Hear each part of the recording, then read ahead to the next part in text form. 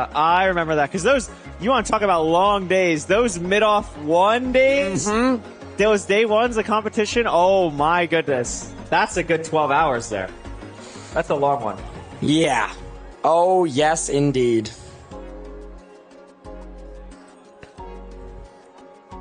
I can't wait to see the C picks. That's like always too, something that's honestly. so underrated. There's so much strategy involved in that. I can't wait to see it. Hello again. Hello Hi, again. Raptu. I think we're just waiting on a couple production things, guys, but don't worry. Couple quick we'll get into things. picks and bans very shortly. Very, very, very shortly. No one wants to get into it more than these runners, I'll tell you that. Oh, yeah. 1 million. They're ready to go. Once I'd imagine the mindset shifts when you get to that stage in the front. It's like, okay, now I'm not on the practice setup anymore. Now it's very much time to lock in. I love that mace. Oh my god, that mace is awesome. 2 maces. Wait, those are awesome. Whoa. Those are tough. Oh my gosh, Mace PvP is back. It's actually, that is, well, we'll see about that. Okay. We'll see about that. We'll see about that. Have you ever tried like doing any cosplay stuff before, or like making? No, a prop I or wanted anything? to at one point, but I'm just not very good at it. I think. Yeah, I'm not. I don't have like the tactile stuff. You know, that's like not really something that I'm great at. So we'll see. Those are Look awesome. at them. Those look are so cool. Oh my gosh. That's tough. Wow. Hell freaking yeah. Just the whole thing. So much time goes into that. Really cool to see. Stage looking great. Trees looking great. Bees looking great. Seriously cool stuff all around. Oh, everyone's got their headsets on now. Yeah, yeah. Max is practicing. Looking good. Andronicus is pointing at something. Andronicus all smiles. I'm waiting for the video Andronicus is gonna make. How I pranked mid-off speedrunners. How I just Curious what he's got up his sleeve over there. Yeah. Got something going on. Ever It's so. gonna be great. It's gonna be a great matchup. Did you give a official prediction? Because I'm official Max. prediction. I think it could be Max to take the whole thing. Really, the whole thing. The whole thing. That's a W pose. I think it's so likely. You know. I don't Likely? know. I think it is. I think something in my soul is telling me that it's likely. Non-biased, by the way. Yeah. Non-biased. I mean, definitely possible. Definitely possible here for sure. Max is a very capable runner. I believe one of the 4 runners with a sub 10 at this event. So, gonna see what he has. I mean, definitely sub 10 on the table here. Definitely sub 10 on the table for these runners. Definitely 0 cycle on the table for these runners. We haven't seen either yet. I said it earlier. I think Max has the strongest 0 cycle of anyone in the tournament. Yep. I'd be so surprised if we don't see it come out. Yeah, absolutely possible. Absolutely. And Raptu, no slouch. Maybe not as clean with it, but like we'll go for it. Absolutely. I mean, we can see them practicing the end split right now back there if we peek at their monitors. Oh, yeah. Oh, yeah. That's always like the most important thing. Even at a high 100%. level, you'll see the players, like all the coaches when they play, it's just practicing 0, practicing 0, practicing 0. And look at this, Tubbo. We got a seed selection picks and here. Bans. Max will have the first ban, and it's going to be Buried Treasure. Again, I've talked about this. I don't love when the Buried Treasure gets banned right away because I think you're always trying to bait your opponent into that ban. That's what you want to see. The Raptu, on the other hand, banning Village, very interesting, but the more I think about it, the more I like it. So yeah, I think he... No way, Raptu forced Ocean Seeds out of it. We might see a room pool. No, it's not the Raptu. Oh, wait, it's the opposite. Wait, Max forced Ocean out. Seeds out. Oh my gosh. So we're back again to either Desert Temple or Ruin Portal. And Ruin it's gonna be Ruin Portal. Pray for that looting. Sub free. 10 Come on the table here. We saw such a fast overwhelm. Very fast Ruin Portal seed for our first seed of the day, Tubbo, on that John A seed. It was like a 10:05, looting 1, 11 golden carrots, and an iron pickaxe. So I don't think these runners are going to get that on this Ruin Portal, but hopefully it's something that is, you know, similar at least. Yeah. Ruin Portal's tough, though. Golden carrots as well. Hopefully they get some carrots. Hopefully we get a really carrots. nice food situation from this Ruin Portal. Yeah, even a fire aspect sword to just kill those mobs so quickly is really impactful for these runners. It makes food collections at the start just so much faster. Enchanted golden apple on the table as well. Yeah, the axe. Getting the wood so easy. I really want to see an enchanted golden apple because we did have one on the first seed CBK and Evo play that had to get reset, so we didn't get to see them use it. So I really want to see an enchanted golden apple in play here today because it is such a fun thing to have, especially as a beginner.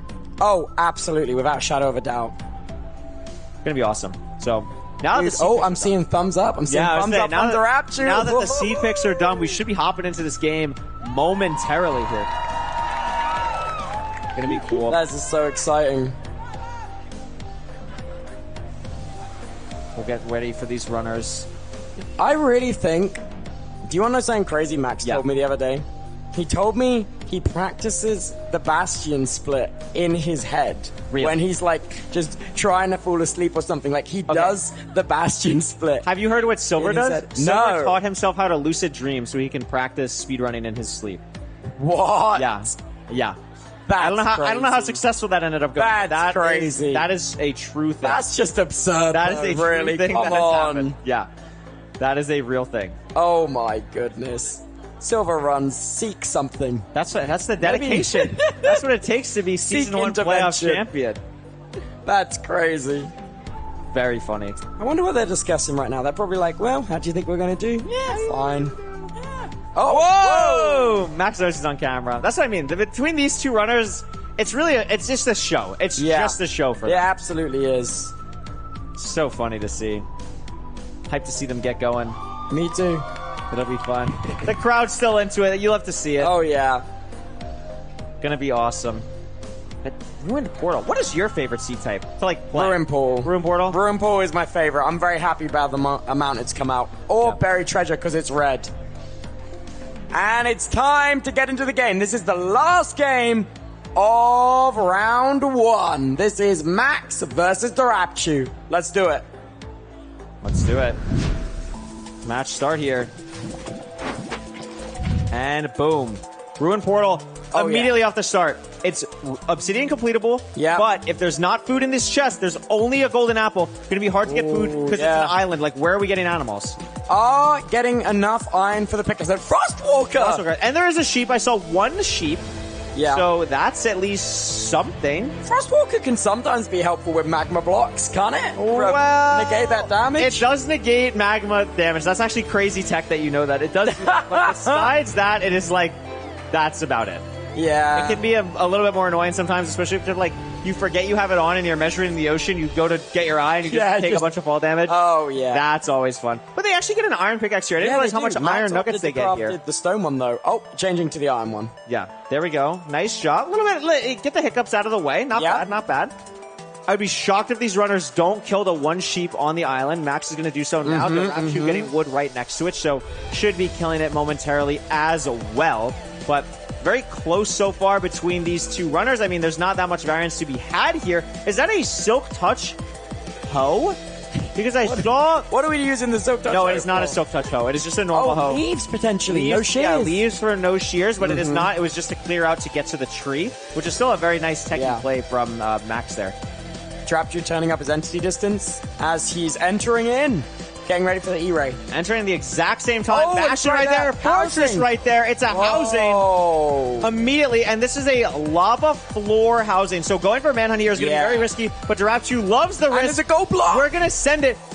Tubbo, there are no distraction blocks in our hotbar. Except the apple. Crazy scary. Yeah, you have the apple, but we didn't even go for continuing the bridge across. Too scary for Dorapchu. Didn't want to go for it. And now, something also about Max that we haven't mentioned. Loves playing with blocks in his offhand. Yeah, that's so scary. Weird. That is not the hoe for distraction while looting the chest. Yeah.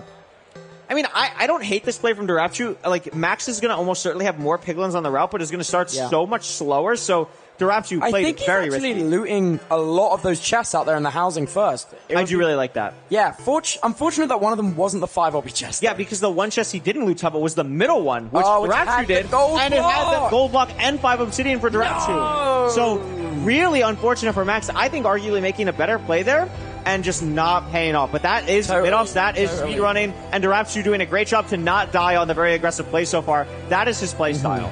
He's going to push the seed to the absolute limit. Yeah, and that was so quick, that block placement. Wait, he's on fire right now. Yeah. Oh my god, remembering to toggle back to easy difficulty as well. Really nice. Wow. I mean, this has potential to be a ridiculously fast seed. This could easily be a sub-5 fortress here because it is so close. And look at Darapchu. The pre-craft's coming out immediately, getting that blaze bed done. Gonna probably gravel the piglins here soon. Has a gold pickaxe to also mine quicker later on. Gold pickaxes are something that runners absolutely love to have.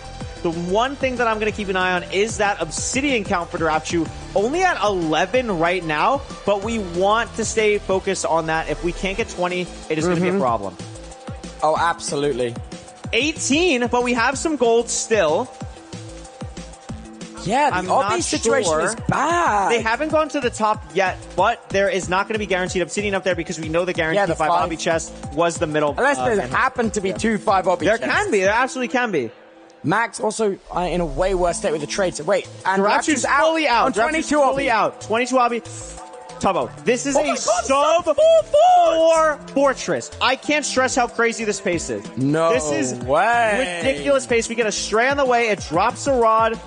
Wow. And a really great job managing food as well from Darapchu. I'm pretty sure we still have the golden apple as well. Still have the golden apple. See the spawner on the left here that they're going to be able to go to. I believe it's just going to be to the left here.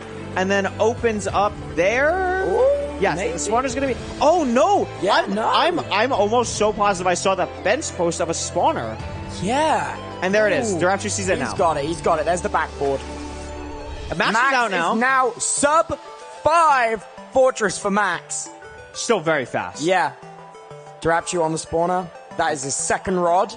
We're going to see the blaze bed come out. Now, something we didn't mention about Darapchu in when we were talking earlier. Played in Season 1, coached in Season 3, now back to playing. So that has a lot of knowledge. An interesting path he's taken from being a player and then being a coach and now back to a player. It's so cool. It's so cool. It really is. It really is. So, Darapchu here. Cleared out the spawner. Great blaze bed. Yeah, fantastic from him. And Max also finds the spawner. Now, this is a different spawner. This is the one that I saw. So Max is here a little bit earlier, but the blaze bed for Darapchu was so good, so clean, that it's going to be really hard to make up time, but drops a rod. Loses a rod there, actually. Maybe that is the window Max needs to get back in. Because right now, he is only 1 rod down, which is shocking. However, his spawner is so lit. And one more explosive, 6 to 5. That could matter, especially for 0. Yes. Dude, Darapchu's going to have to hit the 2+2. Darapchu's going to have to do something here. And he's blinding now. Makes sense. It's very common for runners to blind before they have 6 rods. Looks like Darapchu maybe not yet wants to pre-craft on first. 4. Max still only 1 rod behind because Darapchu lost 1. So it is 5 beds, 1 anchor versus 4 beds, 1 anchor. Darapchu with 1 less bed than Max here. But these spawns are going wild. Wait, he's getting some crazy. Hang on. He might even get a rod ahead of Darapchu here for a second. I mean, but he hasn't done any pre-crafts and has not built the portal. But we mentioned it, like Darapchu had played the start of the fort so well, but just floundered Max is a rod above Darapchu. He's gone 5. I don't know if you saw. Also, Darapchu took a ton of damage. Lost fire heads. Pop the Gapple. I think it was melee and fire damage there. Yeah. And now Darapchu is on 5 rods. And Max both are blinding. Both are blinding. Both on 5 rods.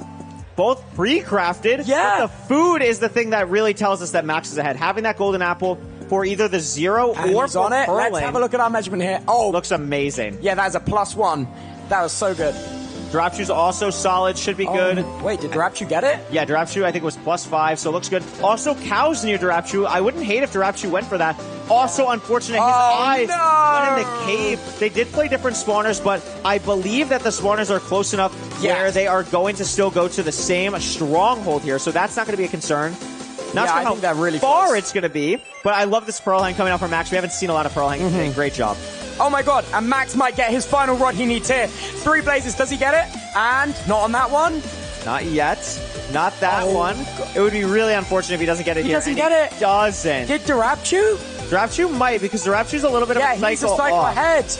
He got it. Darapchu's out ahead. Darapchu is out, and Max just has to wait here. Oh my god, Max got strays. Strays. This could be it. 2 render. Nothing yet. Another stray he's here. left the range of the spawner, though. Is that the good? He's out. Look at this terrain for Wait, this Duraptu. horrible terrain. Max is going to the same stronghold. It's definitely that same basalt, but it is different. There is seconds in this. Yeah, it's going to come down to where does the terrain take them. Duraptu committing to the dig. Max really trying to force terrain here. This is something that this is a coaching difference here. Hax loves forcing terrain. Even if it is high up. Like, we're still only at Y60. That's only 20 blocks down. And we can see here, the cores that they have to get to is 84, negative 257. That's where Duraptu's building the portal. Max, 87, negative 243. So still about 15 blocks off. And Duraptu's going to be ahead entering the stronghold. And let's see if it hits. On sub 10 pace.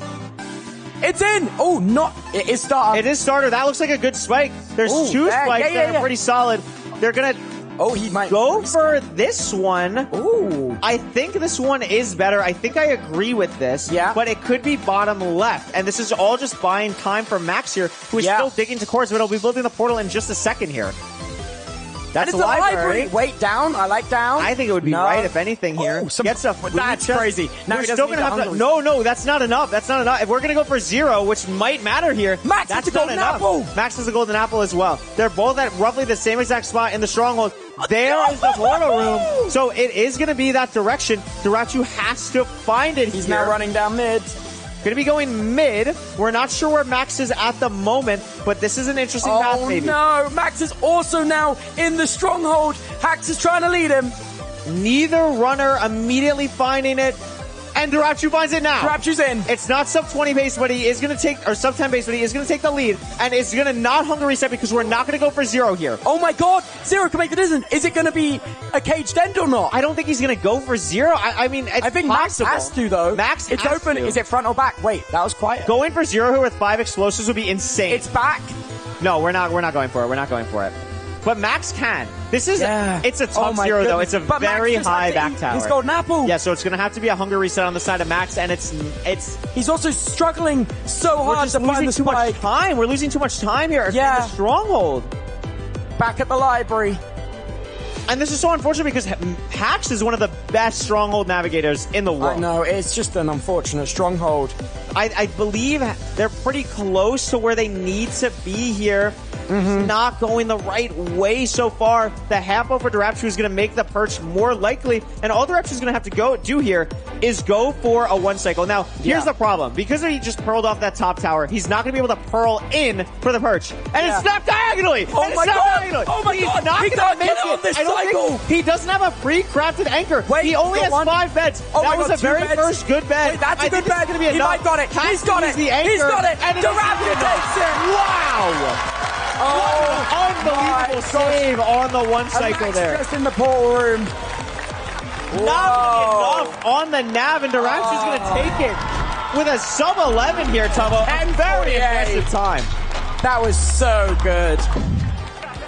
I mean, Rune Portal proving to be an incredibly fast seed type. Everyone here is loving Rune Portal at the minute. Oh my goodness me. I mean, Duraptu, I think, played that so well. Yeah. Knew his strengths. His strengths are speed, aggression, speed, aggression. Played so fast, so aggressively in the Bastion, allowed for a sub 4-4 where even though things got maybe a little bit rocky later on, built up an advantage, locked in, brought it home, didn't die. That's the most important thing in mid-offs. And oh my what God, a matchup. Didn't die indeed. Also, I have to say, a huge shout out to Max. I mean, was on sub 10 pace good with Duraptu for so much of that there. Still a sub 5 Fortress for Max, too. Bro, really well done for Max. In the Fortress at 359. Oh, my heart. I can't take this speed. Unbelievable. Like, that is incredible for the best speedrunners in the world. Sub 4. That is a wild seed. Amazing sportsmanship here from all the runners at Midos. I mean, again, that's what makes this community special. That makes 1,000,000%. So proud to be a part of it. Yes. And I mean, what a job. I mean, Duraptu and Andronicus have to be sky high. A coaching duo new to Midos. New. They have no rapport built up until this moment, and they're doing so well. Absolutely. And now, absolutely. It's time for the semi-final. Wow. So I mean, our matchups, we know them now. I mean, it's going to be Evo and John A versus SB and Duraptu, a lifesteal matchup. Friendly fire. Friendly Lexi fire. Marie, wherever you are, we got some friendly fire on the stage. Oh my goodness gracious. And you know what SB said? If he faced Durat, he would make sure he didn't progress. That was a crazy tough message from SB as well. That was a crazy tough. To my knowledge, the only undefeated MIDOFFS contestant we have ever had. Wow. That's actually, and still undefeated. Still undefeated. To this hour, undefeated. I mean, that would be, what a run that would be. I mean, you can start thinking about it now, too. Yeah. Best of ones. Who knows what's going to happen here? I mean, wow. And why don't we listen from the legend himself, Dorapji from Japan. Lexi, how's it going? Oh my god, that was actually cinema. I've never seen a game that close ever. Every single second somebody else was taking lead. How do you feel having cinched that? Absolutely cinched that. Bro, can I be honest? Like, I know all the comms are like, you can't hear them. We were talking about what our like next burger we're gonna order. Like, I'm not kidding. The entire communication, the entire time was like, so like, what are we ordering after we win this? And I'm like, dude, a chicken burger with like 6 wings sounds pretty good. No fries. Like, that's all we were talking about the entire time. And he'd be like, oh yeah, by the way, you got all your string. Let's get out. That's the entire time. Well, in our previous MIDOFFS, you are our favorite competitor turned assistant coach turned competitor. Yeah. Do you think assistant coaching in MIDOFFS 3 gave you that little bit of edge in today's match? Oh, assistant coach for next season? Assistant coach for next season? No, as in when you did assistant coach, like, did it give you an edge today? I don't know. I think I learned a lot being an assistant coach for a little bit. Like, you know, everyone has different play styles. I think I coach more on like the, I don't know, like slower end. I think it's like, you know, helpful. Yeah, I don't know. I think I learned a lot from coaching. So I appreciate Tubbo for letting me do that. Yeah. Well, throughout your MIDOFFS career, people really seem to like to dog on you a little bit. Yeah. You seem to be like the person that everyone loves to hate. Is there anything, no swearing please, that you want to say to your haters right now? To this MIDOFFS, my goal is to win, to prove that I actually am something and not like a laughing stock. I feel like I'm always the laughing stock. This time it ends. I'm taking the crown and I'm winning. That's the goal. Yeah. We are Lifesteal! And you're getting that burger afterwards too. It's gonna be I really feel like you guys are like a dark horse team. That game was so rapid. Yeah. Were there any points where you were like, oh, he might get that, like Max might get that, because it was close? Wait, what? Oh yeah, I think I lost a rod in the fortress, and I'm like, dang, it's in the lava, and like, bro, the drop rates on this seed was crazy. It was like I killed like at least 12. I'm just like, okay, like when am I gonna get it? So when I saw Max blind a little bit ahead of me, I'm like, oh, I think he just got the extra rod ahead. Yeah. And that nav was difficult as well. That was annoying. Stronghold. Very annoying. 100%. Yeah. But you know, without Andronicus, I don't think I would have nabbed that. So shout out to Andronicus. Yeah, how was it doing a combination with a brand new coach that has never been in MIDOFFS? How was that combination for you? You know, he's an oddball. He's a very big oddball, but I love him for that. I love him being an oddball. You know, half the time that we did training, we just talk about like food and like, I don't know, like what's his next video he's gonna do. That's all he cares about. That's all he wants, what his next video is gonna be. So I love him though, and I'm really glad that he's a coach. He should be the next coach for MIDOFFS. Oh, for sure. And the big question though, do you think you can make it all the way? Is there anyone that you feel like could be a bump in the road for you? You know, okay, I'm gonna be honest. I want Evbo and I semifinals. That's what I want. That's what I want. You know, I coached him last time, so now it's like assistant coach got to beat the student. I've been asking the same question to a lot of people. Not a lot of 0 cycles in the quarterfinals so far. Yeah. Are you feeling it? Yeah, I will say I did. I did feel it, yeah. I was like, I don't know, I don't think I can hit a 0. It was just like 5 explosives, not the most comfortable. I was like, yeah, I have time on max. I'm just going for the 1 cycle. Yeah. Will we be seeing one from you though? You have to watch to find out. I don't know. I think that's what you gotta do. I think the perfect way to end this would be a nice big "We Are Lifesteal" from you. I love this, by the way. I make him do this all the time. All right, everyone in the crowd. 3, 2, 1. We are Lifesteal! Oh, Toby Curry, take it away. We are Lifesteal, Tubbo. We are Lifesteal. No, we are Lifesteal. We are Lifesteal. We are Lifesteal World. Are we? Maybe we are. Maybe. I don't know anything. I don't know anything. Semifinals. Semifinals. Holy smokes. That's wild. I don't even know what to say. We are semifinals. Dude, Johnny versus Evbo is up next. Is it? Oh my goodness. Wow. Fruitberries versus Infume. And look at that bracket, man. That is crazy. I mean, I would say 2 upsets, 2 expected results, and that's what you want to see. You want a mix of chaos? Dude. It's crazy. Massive upsets. Dude, Durapchu and SP, not the favorites to win their matches, but they found themselves in the semifinal. And also, we're guaranteed a life stealer in the final. Oh, you're guaranteed. Absolutely. Guaranteed a life stealer in the final. Guaranteed one of John A. Evbo in the final. I mean, this match, the one coming up, John A. Evbo, if there's going to be a 0 cycle, if there's going to be a sub 10 from one of the runners, it's going to be this. Because I would be shocked if it's not like Room Portal. Those are definitely the fastest 2 on the stage right now. And it's so tragic they have to face each other, but it's just how the bracket goes. It's how the bracket goes. It's how the bracket goes. I mean, and it's how best of 1 goes. I mean, I think, you want to come here, you want to try and win at least 1. All the players are made in. They've won at least 1. You're going to be going home at least somewhat happy here. But, I mean, Tubbo, there's a trophy. They want to win. My gosh. They want to win. They haven't even seen the trophy yet. I haven't even seen the trophy yet. I saw the trophy. It's tough. It's pretty tough. It's tough. We It's got a some pretty cups. sweet trophy. We got some cups. It's going to be awesome here. I mean, so going into this matchup, what do you think? What's the separator for these runners? Do you think it's like the playtime between maybe one of them? Do you think maybe one coach has an advantage? What are you thinking about? Well, John A has more playtime in ranked, but Evbo is frankly better at Minecraft. Wow. So it's like John A is way more rehearsed in the environment, but Evbo has more Minecraft under his back. Do you think Evbo wearing the same shirt as his skin? Oh, it's got to be aura. Do you think that makes him play better? Like he's more connected to the game. Like it's like Soul linked. Yeah, it's like astral projecting his body into his Minecraft character. You think it helps him? Yeah. Yeah. Oh my gosh. I don't. Listen, it's doing something. It is aura. It is crazy. Sure. To show up and then like win. Like that's crazy. You like that could have been it's an aura gamble. Yeah. And he locked in. It genuinely is. Something different for if I'm not mistaken, the picks and bans this time round. They're going to be doing it. I forgot that that's happening. We're going to get to hear from Lexi. It's going to be great. Yeah. It's going to be so exciting. And Tubbo, I mean, also just this crowd has been insane. Whoa, what is this? What is this? I don't know. Oh, we're back. Hi. Hi. We're loading the head-to-head. All right. Look, there we go. Our numbers are updated. There is... Wait a minute. What? Who's Evbo's coach?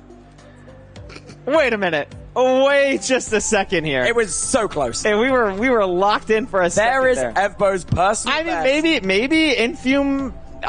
Infume is on the stage, and Feinberg is also on the stage, and Feinberg is not sitting next to Infume. So I don't think anything changed. He's doing the getting coached by 1 million people strategy. Oh, wait, that was a good tech for some people. That was a good tech. That's a mid-off classic. Look at the average times here. They're so close. But also, there is an argument to be made where, as you get faster and faster, the biggest difference in average times, it's harder to shave time off. 100. That's a phenomenal point that you're making. And also, as we've mentioned, for really both of these runners, the PBs are misleading. Like Johnny has a faster private room time. Evbo has a faster time where he just died after killing the dragon. I mean, Johnny just set a personal best. Yeah, also. Not even 2 hours ago. Yeah, that's it. That is absolutely wild that also happened. Yeah. I mean, both these runners... so skilled, so talented, just really comfortable with Minecraft as a whole, as a game. Look, I want to do this so I want to do the shuffleboard. This is so... Let me at it. Save us a spot. Save us a spot after mid-offs. This is going to be... This is so cool. Look at the line, too. People want to play these games. I feel like I would be so good at that. I think the same. I think it's one of those things where, like, you watch it, and it's like, I am the best person in the world at this if I did it one time. That's what this looks like. Nah, you're saying practice makes perfect. Much like, dare I say, speedrunning. That's true. This person did not lock in, unfortunately. It was a good attempt. Maybe. No, it wasn't a good attempt. Oh, okay. Come on. I didn't say that. That was Tubbo. My nana could do better. Whoa! I mean, you know what? Well, she's the go, obviously. That's true. That's true. Shout out my grandma as well. She might be watching right now. My grandma is probably not watching because it's 7 a.m. for my grandma. Oh, but fair enough. My grandma. But I mean, this matchup. I think it's going to be Ruin Portal. I mean, do you think we could go Ocean here? Or Buried Treasure? Like, both these runners know how to do Buried Treasure. That would be cool. Surely. Sometimes in normal mid-offs, like, we've seen duos of runners, like, or like matchups, be like, we both know Buried Treasure, let's play it. Like, let's do like the a little bit of sneaky communication. Like, let's have a little sneaky communication here. Get a Buried Treasure, or maybe sneaky connect for the Ruin Portal. Like, who knows? Well, I doubt Evbo is going to not ban Ruin Portal given he's against John A. Given we just saw John A do a 10-04 on a Ruin Portal. That is going to be... I would put money on that being Evbo's first ban. Yeah. Like, there's no way he just PB'd on that seed. Evo also loves Rune Portal, though, so it's so difficult because I think sometimes something we talk about in speedrunning is like the play style of certain runners. We kind of talked about it here, like, you know, SB's a lot more safe. You know, Evo's going to be someone who's a lot more risky. And the seed types play into that. So Evo and Johnny are two very similar runners who really like playing for speed more than consistency. So they're going to have seed types that they're both wanting to play that are probably very similar. I feel like Johnny is really good on Shipwreck. I think that's a great I feel point. like my top seeds, I'd put Johnny at Shipwreck and Ruin Portal. Yep. For Evbo, I think Desert Temple and Ruin Portal. I actually fully agree. Good at Ruin Portal, but Evbo, seeing what he's seen so far in the series, seeing how on fire Johnny has seemingly been today, is he going to risk it? I mean, how does he think he's better at Ruin Portal than Johnny when he's already seen his performance? I don't know. I mean, what I'd honestly really like to see here, what I think would be a really good testament of coaching, I think is Village. We talked about it a little bit earlier where, like, when you're, you know, starting out, everyone loves Village. It's super simple. You get beds, food, etc. But at that top level, and I think this is where we could see a coaching difference, like, Infume is so good. Infume understands Villages better than probably anyone in the world and is going to be able to coach Evbo through that, find the perfect line. And that could make or break a difference if, you know, we've seen that in ranked playoffs where someone enters the end or enters the nether maybe 15 seconds ahead or so. Yeah. And then they just hold that lead the whole time because everything else is so even.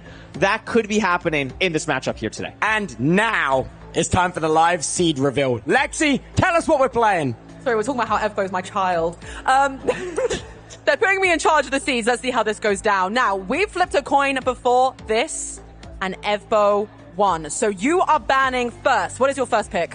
What do you think? I mean, it's up to you. Whatever you think has the least amount of food, if you want to go for it. All right, we'll ban Buried Treasure.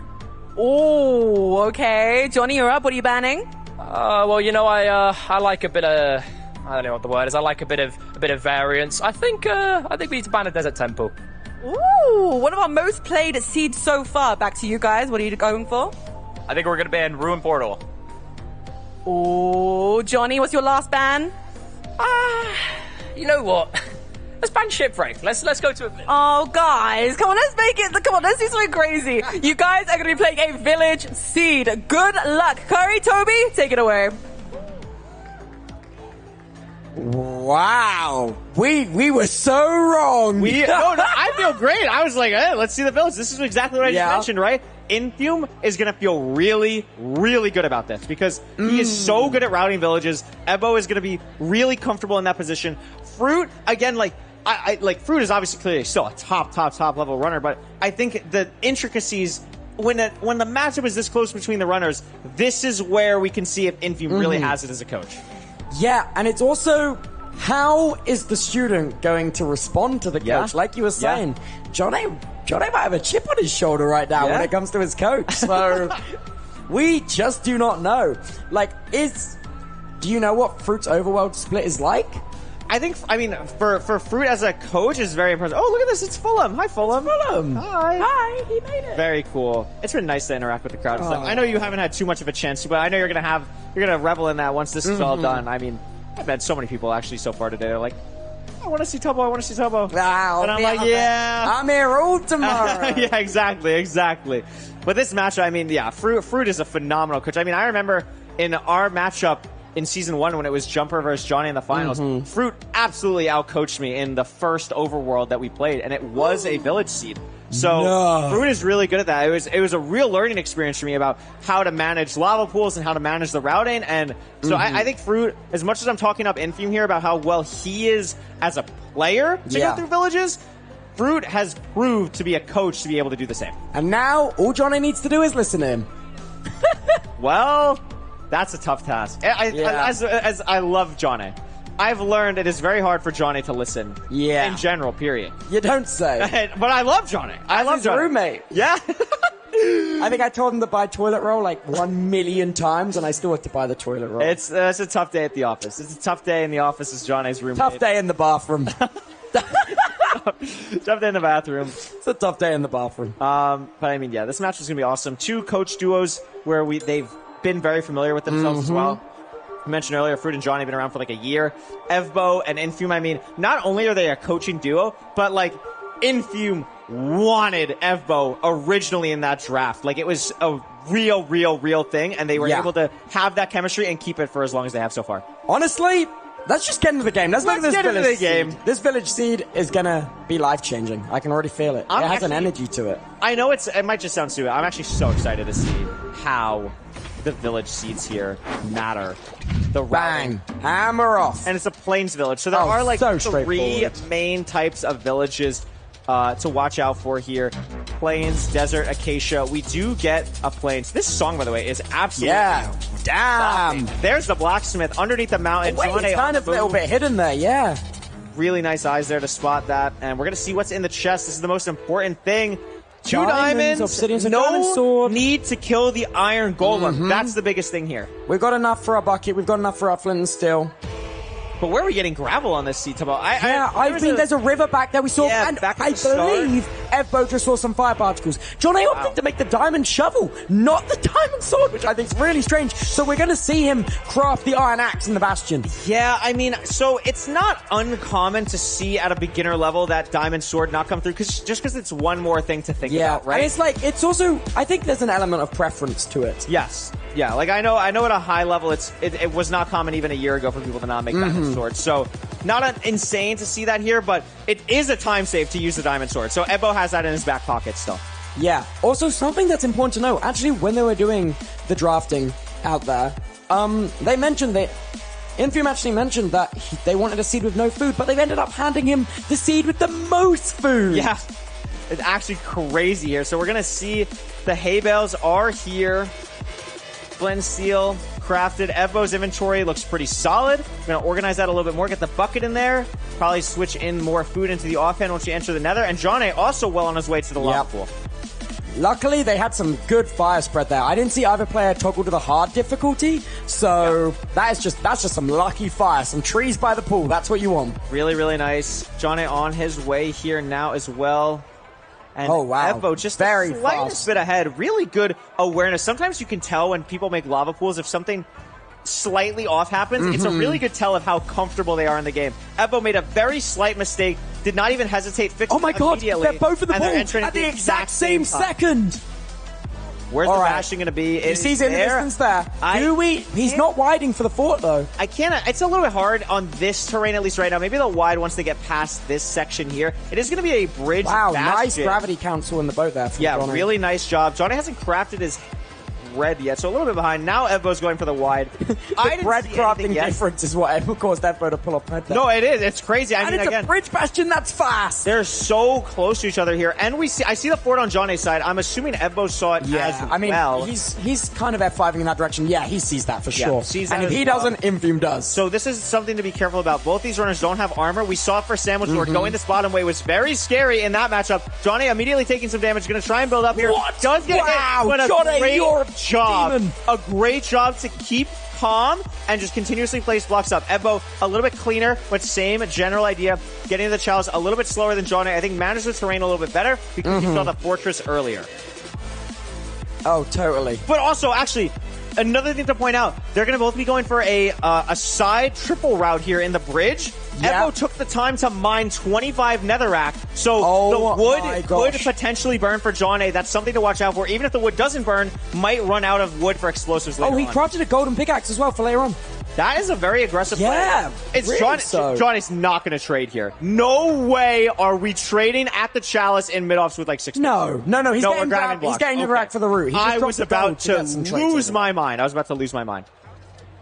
Going to see the route here. It's going to be the Donkey Kong route for Evbo. It's called Donkey Kong because you just go back and forth. That's the route. Much like that scaffolding in the game. Much like the scaffolding. 2 hoglins for John A. What is that? John A going for the same thing. Notice as well, these runners doing the Hoglin safe variation where you place 2 blocks at the beginning. This is very advanced gameplay we're seeing here, Tubbo. Oh, we threw Wood instead of a gold block. And we didn't dig this 2D. Oh, no, we did dig this 2D.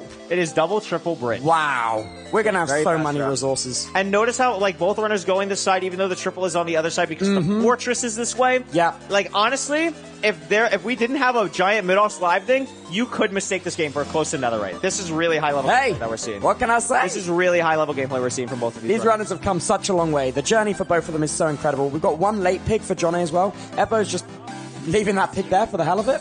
Yeah, I mean, Johnny now getting going that over the piglet level up 20. now.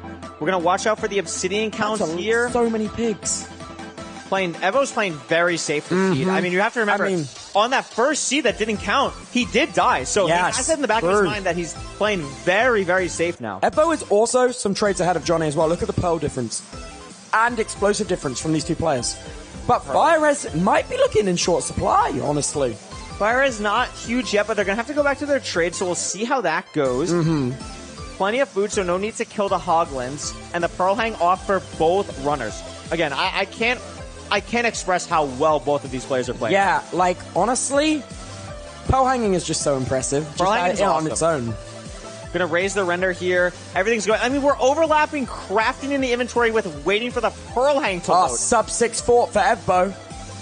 This is really, really fast here. I mean, Wow. not as fast as we've seen on the Ruined Portal seeds, but that's just because it was a Ruined Portal. For this seed, this has not been an easy seed. They've played it so well, and Ebbo really doing an amazing job so He's far. just created a massive lead out of nowhere. Yeah, I think it might be a piglin count thing. I'm Yeah. not 100% sure. And he's already on 2 rods, and he crafted the diamond sword. Yeah, this is really Setting nice. up the double blaze bed. We've got plenty of explosives. Yellow bed. Plenty of explosives here, so we could see Zero Cycle come out here. And again, this game is close enough where that could Building really matter. up. A lava strand, but not nearly as bad as what we saw from Sandwich Road earlier. That is normally what happens if there's just like one piece of lava in the blaze spawner, so it's usually pretty easy to clear out. And now Johnny here with Johnny's a getting bunch of strays, though. Yeah. Yeah, he did craft that iron axe we said he would in the bastion as well. But he just got 3 for 3 from strays. These are really fast rates so far. What? Wait, is he gonna... He surely not 4 for 4. No, I don't think No. so. I mean, the rates Yeah. have slowed down for Evbo a bit here on the other side, but look at this overlapping from Evbo here.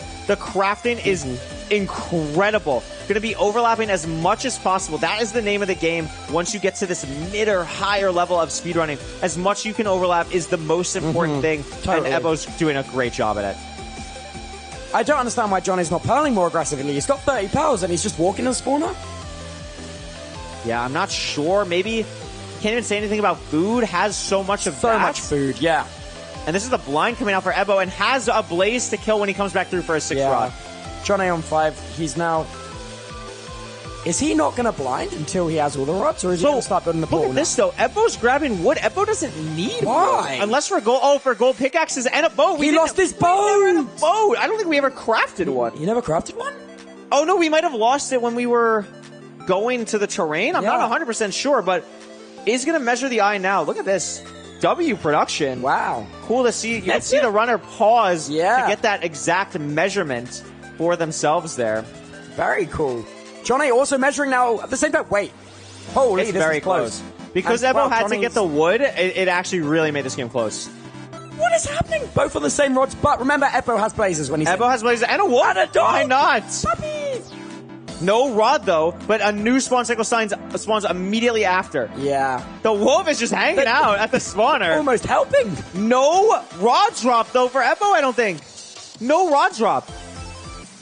Do you we're reckon still the waiting. strays might be the difference here? It could be for On Johnny. Johnny on It this cycle, could that's what I'm really saying. matter for Johnny here. I believe we're like 3 rods behind. Is this different strongholds? We just pearled very different directions. Unless it's definitely different spawners, but unless Johnny's spawner is closer to the direction Ebbo pearled, this could be different strongholds. We're gonna have to keep an eye on the cords here. Incredible overlap. Oh my god, I think No, Johnny's it's out. the same. It's the same. It's the same stronghold. It's the same stronghold, but amazing overlap crafting from And- Ebbo. oh my god, and Johnny has to go pickaxes. Johnny has the gold pickaxes. He has the lead. Ebbo also has a gold pickaxe in his inventory He here. might not need it, We though. don't know how far the stronghold Oh, is. You're absolutely right. he's It could be lower like than right 40. here. They're both at the same part. I mean, Tubbo, this is so close. It might even come down purely to stronghold navigation. Stronghold navigation, or both these runners have so many explosives and pearls. This is the seed for 0. This is it. We might see it. If we don't see it here, we're never seeing it. This is it. Both And- runners building the portal at the Let's see same if it time. hits. He's in. Is that starter? It is. Oh, yeah. We're in Wow, starter. it's so open. But it's a really ugly stronghold. I hate and to say, that's I think he might have seen it back there, but I think I saw the stronghold really going into the cave. Yeah. The way the portal room does. We're gonna see what these runners can find. It is a wild cave here. Or maybe not. Both going different directions. I liked the direction that Evbo was going more. It looked like he prioritized a really good spike more, but Johnny's spike now looks really solid. Yeah. This is pretty deep, though. Normally, portal rooms are not more than 5 or 8 rooms. And this is what it's really going to come down to here. Super hard to tell. This could be it for Evbo. And it is! No way! Evbo's in the portal room first. 3-eye. We have the bread. We can go for the zero cycle. Pray it's open. Let's see it. Zero cycle on the map. We're waiting to jump and eat to go through the portal here. There we go. We eat through the portal. That it is such not really open here. It's it's awkward. It's really zeroable here. It's Wait. not. No, it's too much time. It's too much time. I mean, I wonder if Johnny will opt to mine. if rather Johnny than go up the catches back. this early. Wait, he's going for the zero. Oh my god! Oh my god! Oh my No. god! This is so. He's so late. No, it's gonna break Crystal. I think we're not offset. I'm not sure. We get the first. He got what? Oh my god! my Is it not God. gonna break? No. It did break Crystal. It did break Crystal. It did break Crystal. And the dragon flies. He has 5 explosives, but he placed down 2 anchors. No, it's okay. We still have 5. We still have 5. Okay, we still the have 5. bed dropped. The bed dropped. Or I think we have 5 total. We have 5. Johnny, it's a hit. So okay, so let me explain this zero. It's a hittable zero. The reason that didn't work for Evbo, even though he got to the correct height with a wild weight, was because the setup that he went for had to be 1 block offset because of the time that it took to get out of that overhang. So Johnny has the skill to do that if he's just slightly quicker and recognizes the offset. Really depends whether or not he's going to try to build out the back or not. The best way to handle those overhangs, you want to speed bridge out a little bit. And Oh my god, Johnny's in portal room. Johnny is in portal room. Oh my god, he doesn't need a hunger reset. And the explosives are there. Is he going to immediately go for it? But there's no blocks in the hotbar. I love this staircase. This staircase This is so much good. Cleaner. Oh my god, he get the blocks in the hotbar. We do have the blocks. Not that many blocks, though. Only 19, 20. Oh, it was quite a low really blow. low blocks. We have the wood, though. We have to go to 95 offset. We are not offset. We're pushing 99. We're not going to make this. We got hit. We have to back out. We have to back out. Oh my god, it We comes have down to the perch. We have to boat down. We have to boat And down Evbo's here. been here for so long already. Yeah, if you're Johnny, do you maybe play for the Insta-perch? I think you have to play for the Insta-perch if you're You Johnny might have here. to shoot out maybe 1 crystal for variance and get as far back as possible. Evbo did a really solid half bow from what I remember. It doesn't look like Johnny's going to go for it, and Evbo should be getting a force perch pretty soon. It might be if this dragon turns in close. again. This could be the perch here for Evbo. Do we see the snap? And it is We gonna see the snap. snap. Oh my gosh. He's Only got 5 explosives, to yeah. close this out. Let's see. 1, not a ton of damage. 2, also not a ton of damage. 3, This could break that was bed. good. I would not be 4, shocked if it's this breaks really low. bed. It's 5, gonna. he It's can enough. axe it. It's He can enough. axe It's it. enough. It's He's enough. going to take it. Where's the head? Yeah, but we have to hit it. We have to be careful on with the fire. Yeah. We can't hit it. Oh my Okay, god. he's The trapped shift up. up. Yes. Really nice job. This should still do it. The diamond sword is And so he's got impactful. And it is going to be He's enough. got it. It was Evbo. so close. I mean, wow. Both players going for the zero. That was so crazy. Amazing. A huge props to both runners going What for a zero first there. semi-finals Yeah, match. Ladies and gentlemen, I want to hear some more noise than that for these players. That was incredible. Unreal stuff. I mean, seriously, huge props to John as Yeah. well. A MIDOFFS 1 participant. My favorite thing about MIDOFFS is the players who continue to play. And no one's a better example of that than Johnny and Fruit for coaching. How we were talking about Darabtri's path. Yes. We got to talk about Johnny's path. Absolutely. From player to caster, back to player. Absolutely. What an amazing job. One of the favorites here. Played amazingly and left it all out there. I loved pushing for the zero. Oh, it was so close.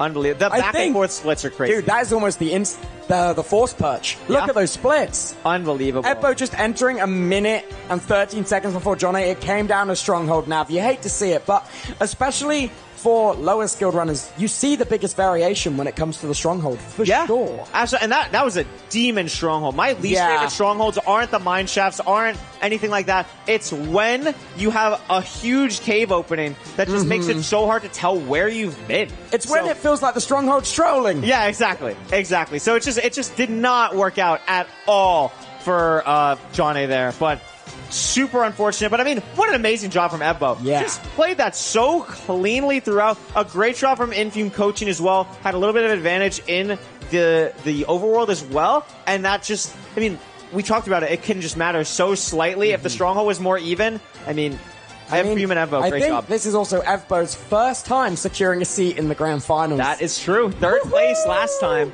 He must be feeling nervous, but let's hear it from his own mouth. Lexi, how things?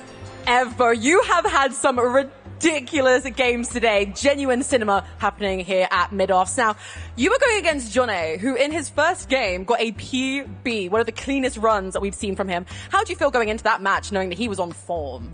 I was very nervous. You know, my first game wasn't the best showing. I, you know, got a 60-minute time. We got a completion, which is fine, but Johnny coming off of a PB, I mean, I knew that momentum would carry over, and I knew he would be pushing the pace on this seed, so you know, I just tried to think back about what I'm capable of doing. I know I'm a fast speedrunner, and I just kind of had to calm down a bit. And I think the reason I chose Village is because Infume is the best Village player in the world, and I knew that him as my coach would just route me that Village so well. So that was it was a good seed. Well, we were going to say, because during picks and bans, Infume was saying to go maybe for a low food seed. So Right. it was that like push that made you think maybe we should go for safe and secure here? Yeah, so I think going into this, one of the things, especially being, I mean, I'm not gonna lie, there's a lot of nerves being on stage here. And that causes a lot of micro mistakes, just a lot of damage ticks here and there. And I wanted to play the highest food seed possible just to kind of counteract those little mistakes. I just wanted to always have food and just always keep eating. So that was why Village was my #1 seed that I wanted to play, so. Well, you two were so close, you and Johnny. There were points where the screens were like synced up. You guys were like landing at the same time, building portals at the same time. Did you feel like you could feel him at your ankles, like throughout it? Did you feel that pressure from him, or was it out? I did feel that pressure. I think I had one bad pearl, kind of building to going to stronghold chords, and I noticed that he got there before me, and I was like, man, is that one pearl going to be it for me? And I just think I happened to send the right pie chart spike for the stronghold, and that just gave me so much room, and yeah. Also, in your fortress, I don't know if you noticed, you had a wolf in your fortress. I did. That was crazy. I did, yeah. Shout out Dugile. I had the spirit of Dugile with me. He was helping me out through the runs. He led you to the win. Yeah. And also, we saw you attempt to jump for the beef. Talk us through that entire thought process from going into the stronghold, deciding to go for the 0 cycle. When you missed that first go, what was the entire thing? Yeah, I mean, that was, realistically, I came here to put on a show, and I think I've been practicing zeros so much. I really want to hit it on stage. And I just wanted to leave it at, I didn't want to go home not going for it and losing because of that. So, and I think, so it started to get a little tricky because when you get to the overhang side of thing, that overhang was pretty big. It was pretty, it took a while to get out from under that and actually get a pearl out. And I didn't know how much time I had because I was building out for a while, but it was front 91. And the thing about, I don't know if a lot of people know what happened, but because I was one block off, it broke the crystal and the dragon flew away. And I think just the nerves, I wasn't looking at the chords, like just, I knew I didn't have much time and I had to get down my setup, but yeah, I don't know if Johnny went for it. I'm happy he didn't if he didn't. But yeah, that definitely could have been my game to lose because that was one of the easier setups as far as towers goes. You maintain your cool so well. There are a few moments with the eye, with the lava and fortress. What is your secret to staying so calm, especially during that 0 cycle moment? Yeah, I mean, I was really just trying to pay attention to what Infume was telling me. I mean, he's good at kind of not making things seem like a big deal. Like in my opinion, I had a really big mess up. I did not think that in the Bastion, the Hoglin would hit me off the tower there because I was like mid jump and I got hit off. Instantly pivoted to a route, and it's fine. We correct that. And even I forgot there was another mistake that happened, but yeah, I mean he's really good at just keeping everything calm and collected, just telling me to just keep pushing the pace, keep playing my game. Well, you've been giving us some nail-biting games, and you'll be able to do so again in the finals. Back to Toby and Curry. Thank you. Our first finalist. Our first finalist locked in on the docket. But we have one more thing to seed that second spot. A battle of life stealers. A battle of life stealers. Holy Not smokes. only do they face it out on the deadliest SMP every day, Now they're battling this out is on pretty the main deadly. stage. This you is know? going to be pretty deadly. I mean, both of these runners want to. I mean, we heard from SB like this is going to be a competitive. They're out for competitive blood. match. They're This out is- for blood. This is not just Carly. MIDOFFS. This is pride is on the line here. And quickly, before we focus on this game, I really want to give a huge shout out to Infume because I think we talk a lot about the players improving throughout MIDOFFS. I think Infume's ability as a coach. We just heard from Ebo about how calm he's kept him. Infume has improved so much as a coach, and I think that's a huge reason why Ebo is in the finals. Oh, totally, without a shadow of a doubt. But not to stir the drama for a second, but we heard SB's interview about Drapchu. Yeah. His words, if I face off against Drapchu, I will make sure he doesn't progress. And that was some bold words from someone who, one, didn't even sub 20, and two, Drapchu sub 11. I know. Drapchu got a faster time than SB by about 10 minutes. Maybe in their even a MIDOFFS faster games. time than SB's PB. Oh, I would say certainly. Yeah. I would say certainly. I mean, that's for sure. So, Drapchu's got to be feeling pretty good going into this. Yeah, I don't know what to expect. Look at that Drapchu is bracket. most definitely the favorite to win. I mean, we can see here, Ebo already there. The MIDOFFS Live champion. He's one win away from a trophy, the bragging rights, everything. To it all, even. To it all. To it all. $1 billion that you're providing. $1 billion from me. Yeah. It's true. It's true. It's absolutely going to be awesome. And it's a pleasure. It's a pleasure. No, it's going to be great. I'm super happy for Ebo and Infume. And again, Johnny and Fruit, what an effort they gave. What an Crazy lineup. Literally a crazy lineup. We can see in this next game, SB versus Rap. Season 2 MIDOFFS champion. Lots of charisma. I would the say best thing about it. It's true. I mean, the crowd's certainly feeling it I as well. think so as well. I think SB's got charisma though too. Just maybe a little more nonchalant about it. More charisma if one thumb wasn't stuck to a joystick. You know what I mean? That's giving tough. good vibes. That is pretty tough. I'm not gonna lie. That is pretty tough. I mean, I'm super pumped for this match though. I think this is the consistency versus speed matchup of the day. Totally. This is it because the Rapchu is one entire extreme and SB is the entire What's other. really interesting is Rapchu's personal best is sub 11, but his average time is significantly higher than someone with a sub 11. It is. You know? Normally, it's about you want to see your PB be about 3 to 5 minutes within your average at a high level. Here it's 7. So, there is a story to be told there as well, which is a testament to SB's consistency that we've been talking about this whole tournament. Yeah, absolutely. Excited to see what these runners are going to have in store. I mean, the seed picks, it's going to be two polar ways of picking seeds too, because I think SB's probably going to ban RP. You do not want to play RP against Drapchu. Yeah, that's especially after the last Drapchu's one. I do not want to play Village. We just heard Ebo talk about how good Infume was with routing a Village. Yeah. I don't think Drapchu wants to go up against Silver routing a Village. So, we're going to probably see those bans, but I mean, who knows? Anything can happen at this point. All bets are off. It's going to be wild. It's going to be wild. Yeah. Any prediction? I think we might see an Ocean Seed, our first Ocean Seed. I think this is maybe the most likely other than the Grand Finals. Oh, this is the only opportunity before the Grand Finals. This is the only opportunity before the Grand Finals for that exact circumstance. I hate to disagree with you, but I just don't see it. I don't think Drapchu really wants to. I mean, maybe unless it ends up being like BT. I'm not sure how comfortable Drapchu is on BT. But then, if SB hedges his bets right and doesn't ban any Ocean Seeds, he then forces both Drapchu's bans. You know what I mean? Yeah, maybe. And then it's entirely in control of the seed pick. I just think we're going to end up on Rune Portal. I just think there's going to be... Really? Not Rune Portal, Desert Temple. I think we're just going to always end up on Desert Temple. That's what I think's going to happen. SB is the Desert Temple warrior. Yeah, and I think Drapchu's fine with that. Drapchu knows that, though, and he might want to, line his pocket, maybe. I don't know. You know what I mean? I'm glad the desk mat is back in the exact same spot. Yeah, thank you. Oh, Drapchu. yeah, thanks, Drap. It's beautiful. It's really nice. Oh, yeah, that's... Really love it. No, it is you. Yeah, That's no, a we piece of you. did figure it out. We picked that up it is on you. that. Yeah. And it's not even because his name's written on it.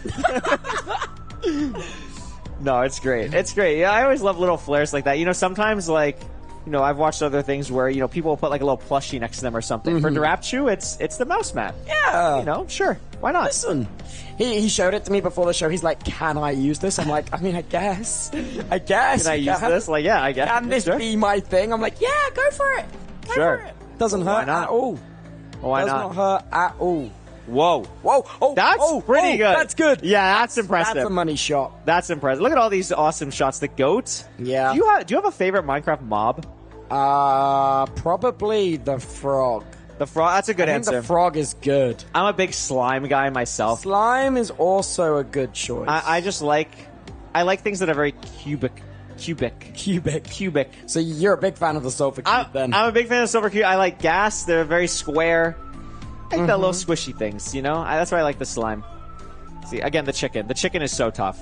Yeah, people are loving that. That's what I want to see, like, because it's made out of Legos. Like, I want a Lego set to build the giant chicken. That's what I want. And then I that can would have be it. so It could be cool. like my gamer chair. I could just sit on the chicken and speedrun. Like, that would be awesome. I think that would hurt your average time. That would hurt. But, To like, be totally honest. if I just did it for one run, like, that would be so cool. I bring Okay, it up one there for run is 10,000. Like, come on. Like, that And would then be you tough. write it off as an outlier in the Yeah. day. There you go. There you go. No, that'd be so funny. But I mean, wow. I mean, Tubbo, before you know it, we're going to be done. I know. We're more than halfway done at this point. We It's kinda are more crazy. than halfway. We have passed the halfway mark. I'm have. sad. I'm We sad. passed the halfway mark, I'm but so there's still sad. so much Minecraft to play because we're going to have that best of 3 in the finals, which is going to be super exciting. I mean, Yeah. there's so much different strategy when you get to that point, too. It's a completely different way of playing.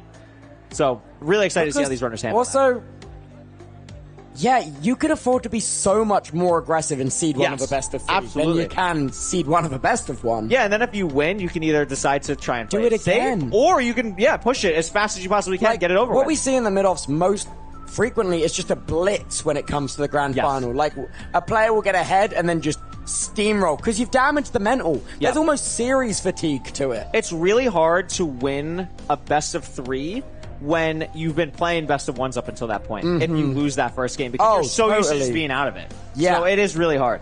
But what might also be nice as they're playing is the grand finals is the only second chance in this tournament. The only one. Yeah, it is. It is, and that is a huge factor for whoever ends up making it to the grand finals to face off against Evbo. Both these runners very deserving.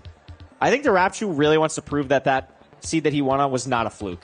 He wants to I think prove he does. that he's here to be a force to be To reckoned be with. fair, something we haven't spoken about enough is his sub 15 RSG time. Come on. That is that's really impressive. hard. It is really impressive, and it's also like to get an RSG time, you have to be very, very dedicated, and it is a completely different skill set because you are constantly resetting, constantly just hoping for luck, hoping for luck, Yes. and it is really, really hard to do that. And Durapchu grinded for it. That shows dedication. That shows his will to win. Yeah. Well, I think it's time to throw over to Lexi on the stage so they can talk about what seed they want to play. Let's do it. Well, oh my, sorry, they're talking fight and talk already. Well, this is the match that I feel like the people have been waiting for. I think I manifested this, and it's time for some picks and bans. As you guys know, a coin has been flipped, and SB, you are banning first. What is your pick? I'm banning Rune Portal. Ooh! Durap, your response. 1 second. I don't want to do any boring seeds. Let's just ban Village. Oh, this is about to get spicy. What are you guys thinking? Yeah, I think so. Yeah, we'll ban Shipwreck. Okay, that leaves us with Buried Treasure and Desert Temple. Which one do you want to ban? All right, let's ban Temple. Oh my god, it's finally happening! A water seed! You guys are playing Buried Treasure? Think so. Toby!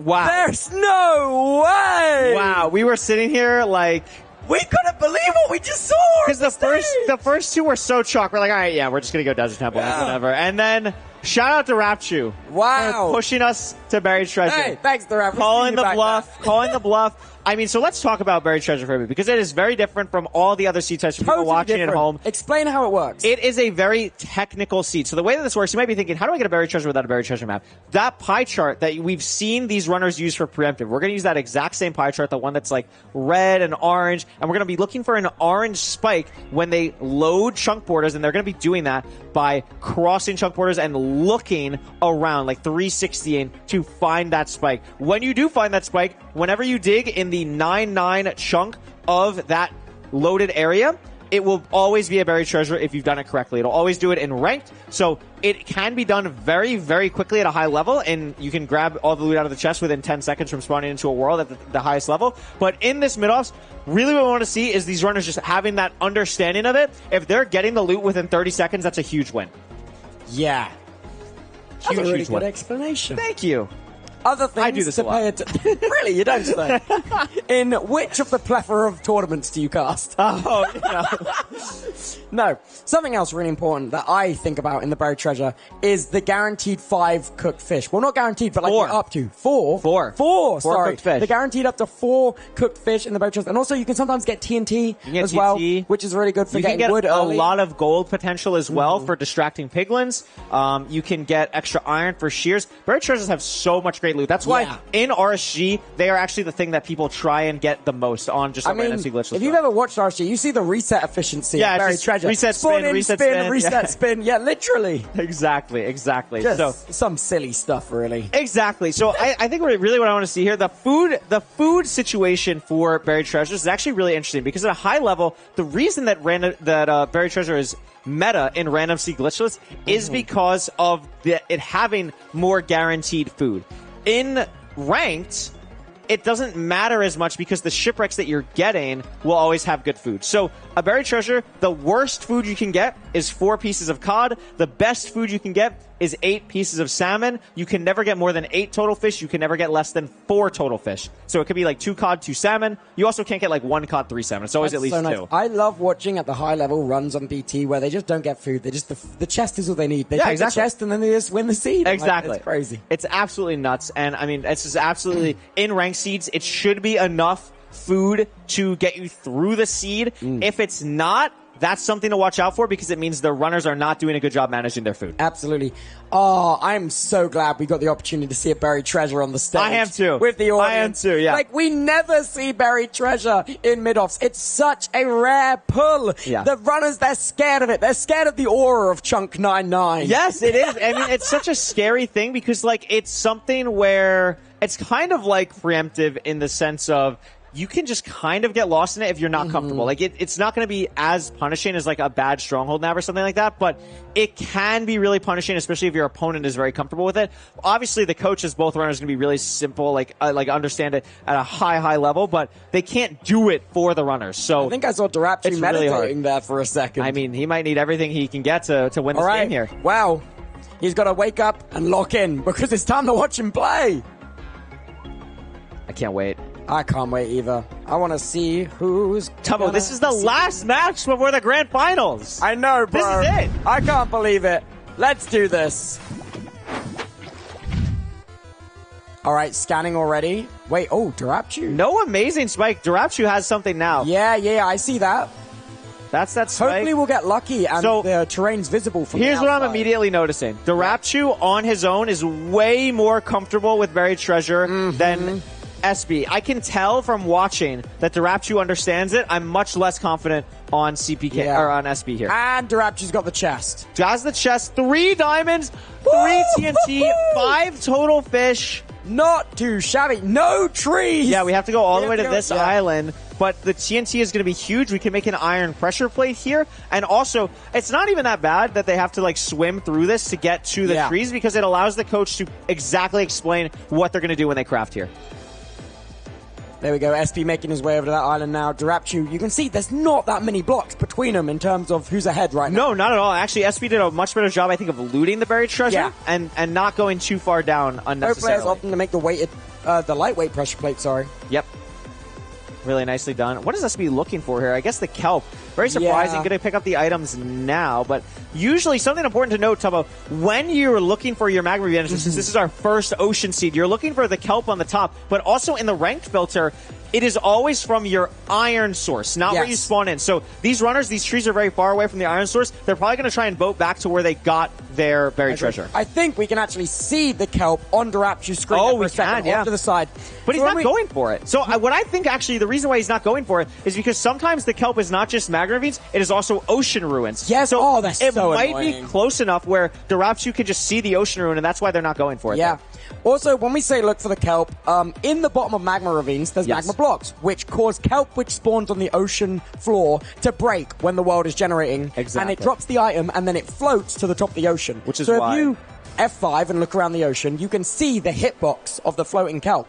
And it's a good indicator of where the ravine is. And you can see Durapchu's actually found a different one to I SB. think they're on the same, maybe just a different part spot, of it, I yeah. think. And SB's got his gravel. I mean, his flint. Yeah, should be good here. I think this is the same. Maybe it's not the same, but this isn't actually a quite... No, No, it is. Ooh, it's hard to tell. I can't tell, yeah. But the thing is that for both of them, it is not a clean ravine. So there's different types of portals you can make in a magma ravine. There's what's called an L shape, which is what Durapchu is doing right now. And this is a little bit awkward because there's just not that much lava here, not much space. You see he's having to mine it into the stone on the side here. He here. could also grab some lava from that magma ravine behind his original door to do when he's doing the portal repair. But it depends whether he thinks to do that in the moment or not. Yeah, and But Durapchu... he's actually got enough. This is really awkward here. Also, getting the lava bucket. SB messed it up, so has to mine a piece of obsidian, but they have the diamond pick. That's why you want the diamond So pick, it's not the worst thing, and also +1 obsidian. Could matter. Immediate E-counter spike for Durap as well. Heading in. Oh my god, he lived! He lived and then I think lit himself on fire. And it's going to fully reset the He stream. has to. If he went up in flames, all that stuff's burned. My god. But SB is still having trouble with this. It's such an awkward spot. It's such an awkward spot. Yeah. We have a drown. Durapchu just reset the world again. Not sure why, but I mean, SB is going to have a huge lead here by about 2 minutes entering the nether here. Still has to get one more piece of lava. If we want the stats to kind of tell us how this is going, Durapchu is on average 2 minutes faster than SB. It is still anyone's game. Yeah. This is not a done deal for him. No, absolutely not. Now it's the chase down. Yeah. Looking The for the shots, spike the here. circling. There's that 40 spike for SB. Pretty confident. Very, very, very, very slow on all these movements just to make sure that we're not making any mistakes. And that is crucial because the last thing you want to do is exactly what Durapchu did and die. Yeah. Too aggressive. I totally agree. Different terrain decision as well Yes. for SB here to play it safer. Taking lower terrain. Really nice. Should see the Bastion. I see the Fortress. Silver's definitely going to spot that. That's on the right there. So And what Bastion is it? It looks That like a looks treasure. like a treasure. So Which is that so is lucky huge. he spotted the fort. Absolutely. And Hopefully Durapchu can do the same. So here's the thing. If Durapchu does the same terrain that he did before, he's pushing farther away from the fortress, so he might actually not see it depending on the terrain that they take when they re-enter my the nether. goodness. Something to watch out for. Dare I say, the perfect storm is here for SB right now. Yeah, and also has enough gold to make gold boots entering this bastion, just enough to do so. So Yep. that's going to be a much safer treasure route here, which is really, really nice because treasure, in my opinion, is the hardest bastion We are to begin starting with. quite high for the route, though, no? No, because we're going to be going to the side here. As soon as SB goes through here, it's going to look very similar. We're going to go up these stairs. We're going to be at the treasure bridge, and then we're brilliant. good to go. So really good comms from Silver there. Wow. I do not know my bastion routes. It's been a while for you. It It's been a has while. been a long time. Really clean from SB there. Going to get the gold in the hotbar. Hotbar management is something we've talked a little bit about, but on treasure especially, very, very important. Durapchu is back and built it a weird way. I don't know if I love this. Yeah. We're going to cut to a full scene of SB though, but that might be a really awkward lava spot for Durapchu. Oh, breaking the second block. Oh, SB, you sneaky guy. What's going on here? Yeah, I mean, look at this. There's still lava that Durapchu has to get here. Yeah. Gets it, though, really clean, actually, to fix that. And it's not going to be gaining time. Yes. He is 100% gaining time. Ooh, but we have to Is he gonna? He's not going to go the same way. Wait. He's going to go the same way. Almost missed the jump again. Bro, Tubbo. Oh, my gosh. Durapchu, you are not Evbo. Stop jumping like that. And look, oh, my gosh. We're going so far. He's not going to see the fort, is he? Surely he wide macros. Oh. Wait, did he see it? Yeah, oh, they yeah, see it. Okay. He held on that for okay. Yeah. Woo! That's very lucky for him. Yes. And also, remember we were talking about food. This is not that much food on the sea. Durapchu has taken a lot of damage. It was only 5 fish and only 2 salmon. Salmon is the better food for saturation. Yeah. So really something to watch out for here. Dare I say these skeletons, SP's Black Ops snipers. Yeah, I mean, He's hired really. to be in this lobby But right also, what happened to, where's Durapshu's last piece of gold? He only has 3 gold. SP had 4 to make boots. Durapshu doesn't even have the gold in his hotbar. What are we doing? now. That is... We just died on this seed already. We have to get the gold in the hotbar. I mean, yeah, he does not have it's distraction gold. There we go. Golden hotbar now. Nicely done, Durap. Nicely done. Wait a minute. Is SP's SP in a bit of SP's trouble. not that spot? Oh, SP. We have to get out. We have to get out. There's I don't no way think for he Silver can. to calm He this. can't. There's no, what does he do in this situation? I mean, you wait for the piglin to de-aggro. This is good. This is good. What Silver's trying to do here is really good. He's got to get up, and he does. And he does. He gets up. Unbelievable. Not even close. A huge calm from Silver there. Really good job.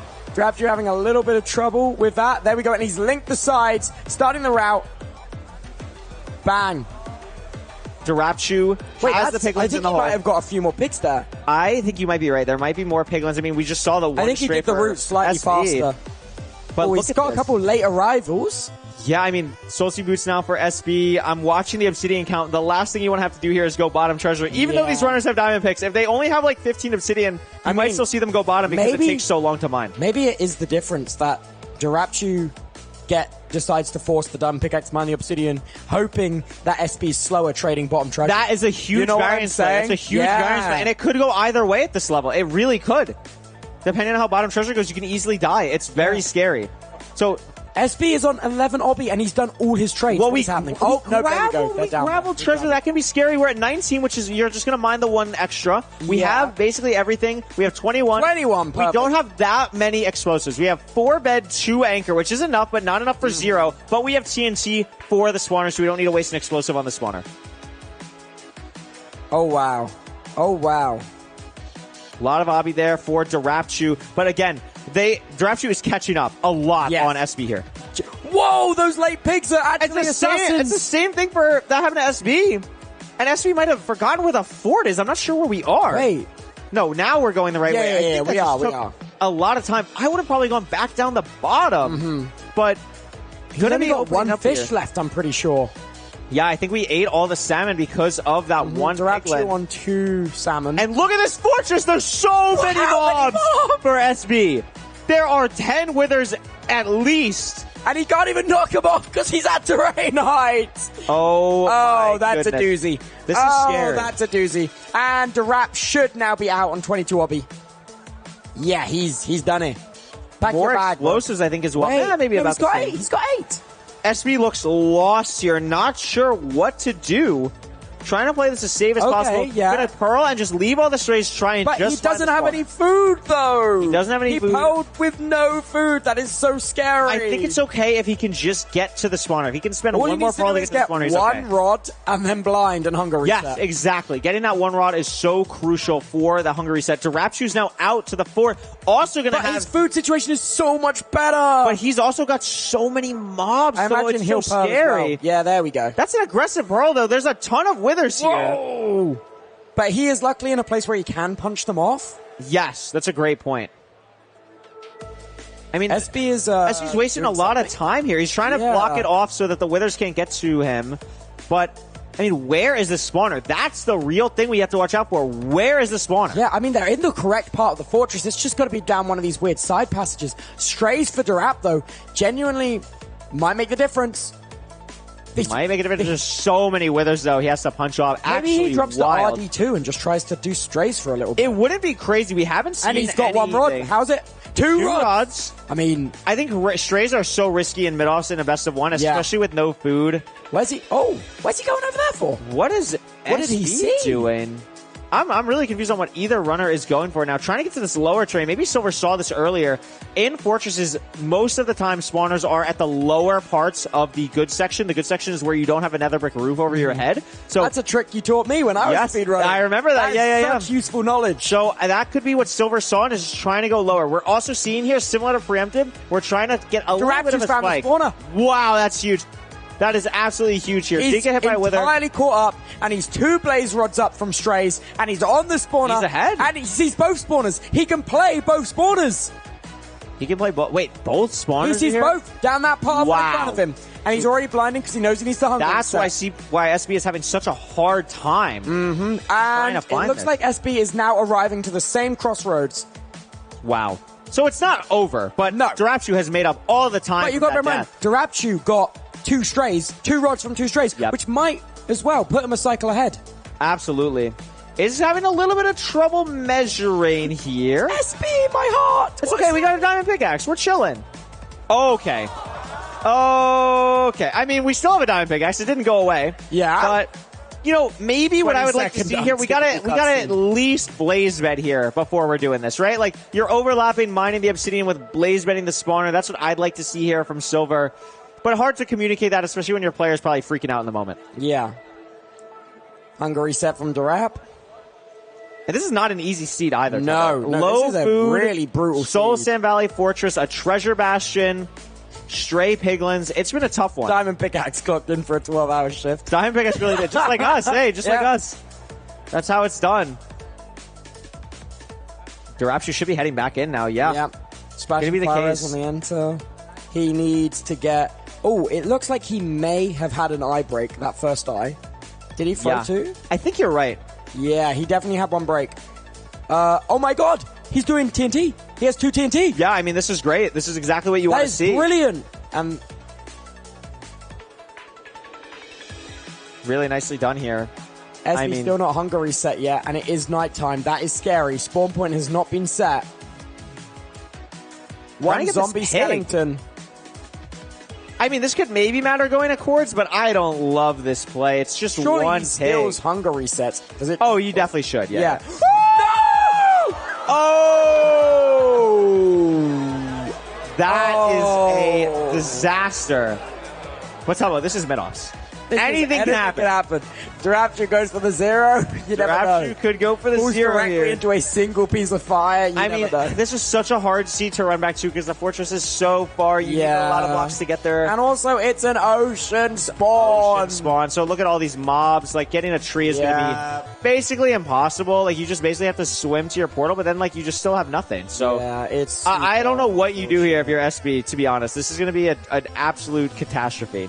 Start praying. Oh, you bone. Wait, we did get 16 blocks, which is actually kind of nice. Yeah. So we're going to try and play off that from that side of things. But on the other side, Darapshu is out and is going to recognize soon that Taking the high SB train there, died. very clever. Really smart, Yeah. actually. A great comm from Andronicus. I know. Just to even spot that the roof is made out of soul sand, yeah. to know that you're near the top of the valley, super, super cool. Great tech. And this terrain nav is amazing. Yeah. Really trying to blast this No, terrain. he didn't make golden pick. No. Oh. Didn't get the speed Yeah. crawl, but that's okay. You can do a bit of diagonal mining here. And SV's looking really in a not great situation. Yeah. Gonna be honest. Gonna be looking tough here. But we're gonna have to see the nav for Darapshu. Ah, a couple golden nuggets. Yeah, why not? Yeah. It's just so hard to get down here if you're SB. Yeah. Ooh, he almost suffered the same fate as Darapshu earlier in the siege. Yeah. That was a tough one. I mean, Darapshu just this dig falling is along. long. Yeah. This is a long dig for Mine Darapshu. 400 blocks challenge. He's doing it. I mean, we're still at Y82, Tubbo. We gotta go down. Oh, and now we're going down. If SB didn't die, this actually would have been probably a lot closer. Yeah, I completely agree. Oh, it's gonna open up here. Yep, nice. There you go, saves himself. Good job. No skeleton. Looking good. He can pearl one more time. Let's hope it doesn't. Ooh! Oh my god. If the reaction time's bad there, you could take that heart and a half and then roll to die. Oh my goodness, let's hope Really this scary. all hits. And it does. It We are does in hit. starter. We're going to try and hunger reset immediately, Yeah, I think. mean, it makes sense too. And then we'll hunger reset probably again in the portal room. Oh, we're scanning first in a case good anything spikes spawns. that way I Yeah, had. You're I going to was send that even though it wait, wasn't there he's for a not. while. He's Yeah, not. because you want to try and hunger reset in the portal room, but you have the bed in the offhand just so if as soon as you see any mob, Yeah.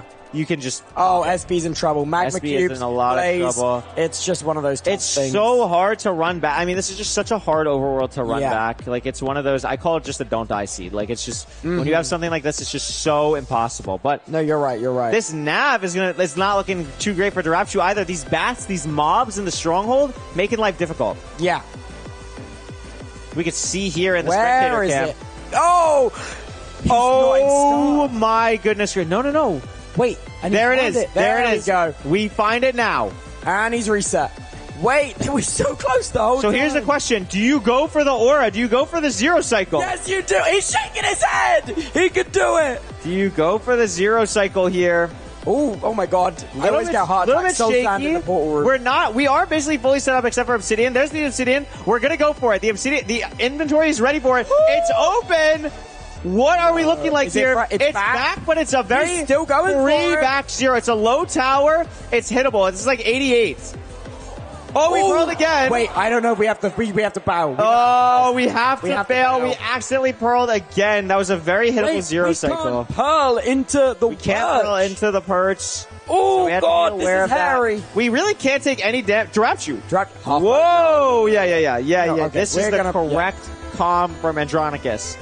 I know this duo in general likes to play very aggressively. Yeah. The pants craft as well. I know. Really smart to go extra through blast the damage. resistance. Exactly. Really smart from Andronicus. I mean, you can still, with this health and this armor, you can comfortably do 5 beds without really worrying, so we should be okay.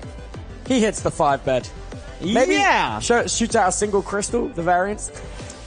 Yeah, I mean, I would be so, like, if I'm Dirapture right now, this is just so scary because Dragon's Breath will just kill you.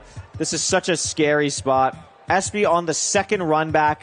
This could be a perch if it snaps in, but it decides not to.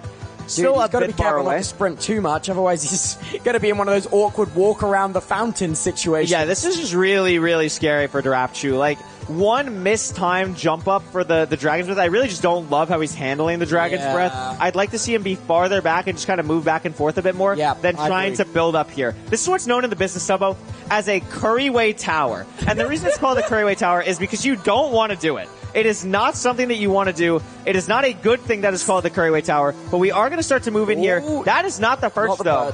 SB dead again. It is tragic. It's all going wrong. So here's really what we're hoping for. We're really hoping that the Rapture hits this one cycle, because if he doesn't, that would be a problem. That would be a massive problem. That would be a catastrophic problem. But Rapture's not going to let us down like that. No, that would be a massive problem for our schedule. I'll tell you that. That would be. I'm sure Aaron in the back would love that to happen. Aaron will come out here and do the zero cycle himself. This could be a purge. We can't pearl in, and there's breath everywhere. Oh my god. Oh my gosh. Wow. Oh my gosh. Very good movement. Really nice. This is the purge. Yeah, I'm that's pretty a sure. snap. That's a brilliant. Snap. So all right. All you Dirapture can comfortably Did he just drop 5 a bet. wagger in the chat? We can comfortably 5 bet. Oh my gosh. That was a really bad first bet. Oh my god. Oh my god. I think we're going to be okay. And we do it. 5 bets. Very nicely done. Nice. And Dirapture will be meeting Evo in the grand finals. Wow. Unbelievable. Holy smoke. I mean, a very, very difficult seed. Not the fastest seed by any means, but that is a really, really challenging seed. Honestly, faster than I could beat the game these days. I can't say anything bad about that performance from either of those runners. SB, Mahat XP, you did so well. So tough. I mean, I've been there when you die on seeds and you just have such a hard time running it back. Yeah. The mental fortitude to go through that, especially in front of an audience. Huge props to Silver and SB for also winning, making it to the semifinals. Oh, absolutely. Really great stuff here. Dirapture versus Evbo. Dirapture versus Evbo. Believe it. And I want to take you back. In the MIDOFFS 1, I don't know if you remember, Dirapture was the heavy favorite coming in, to the point of where it was just unfair expectations. Ended up probably underperforming, didn't do as well as he wanted to in MIDOFFS 1. Takes a break, comes back in Season 3 as a coach, and now here in MIDOFFS Live as a player. So let me get this straight. Unbelievable. Both players on this stage right now, it is their first time ever making it to a MIDOFFS final. That is correct. Woohoo! That is correct. I mean, what a phenomenal job from Dirapture to make it here. The resilience from MIDOFFS Season 1 to now is awesome to see. It is so cool. Evbo versus Dirapture, BO3. These are two players who have unreal, probably the two players with the most top speed out of any of the 8 that played today. Absolutely. Why don't we take a listen to what's going through Dirapture's head? Lexi, how's it going? Oh my god. The script writers are cooking with this one. Oh my god, Dirapture. They said you couldn't do it. You are through to the finals of MIDOFFS Live! Let's go! go! Let's go! So you went for a little bit of chaos with the seed pick here, and you went for buried treasure. What was that thought process there? I don't know. I like buried treasure. You get like food, you get sometimes diamonds. You just get enough of everything. I like it. It's nice. I'm pretty good at it. We don't talk about the death, but I'm pretty good at it.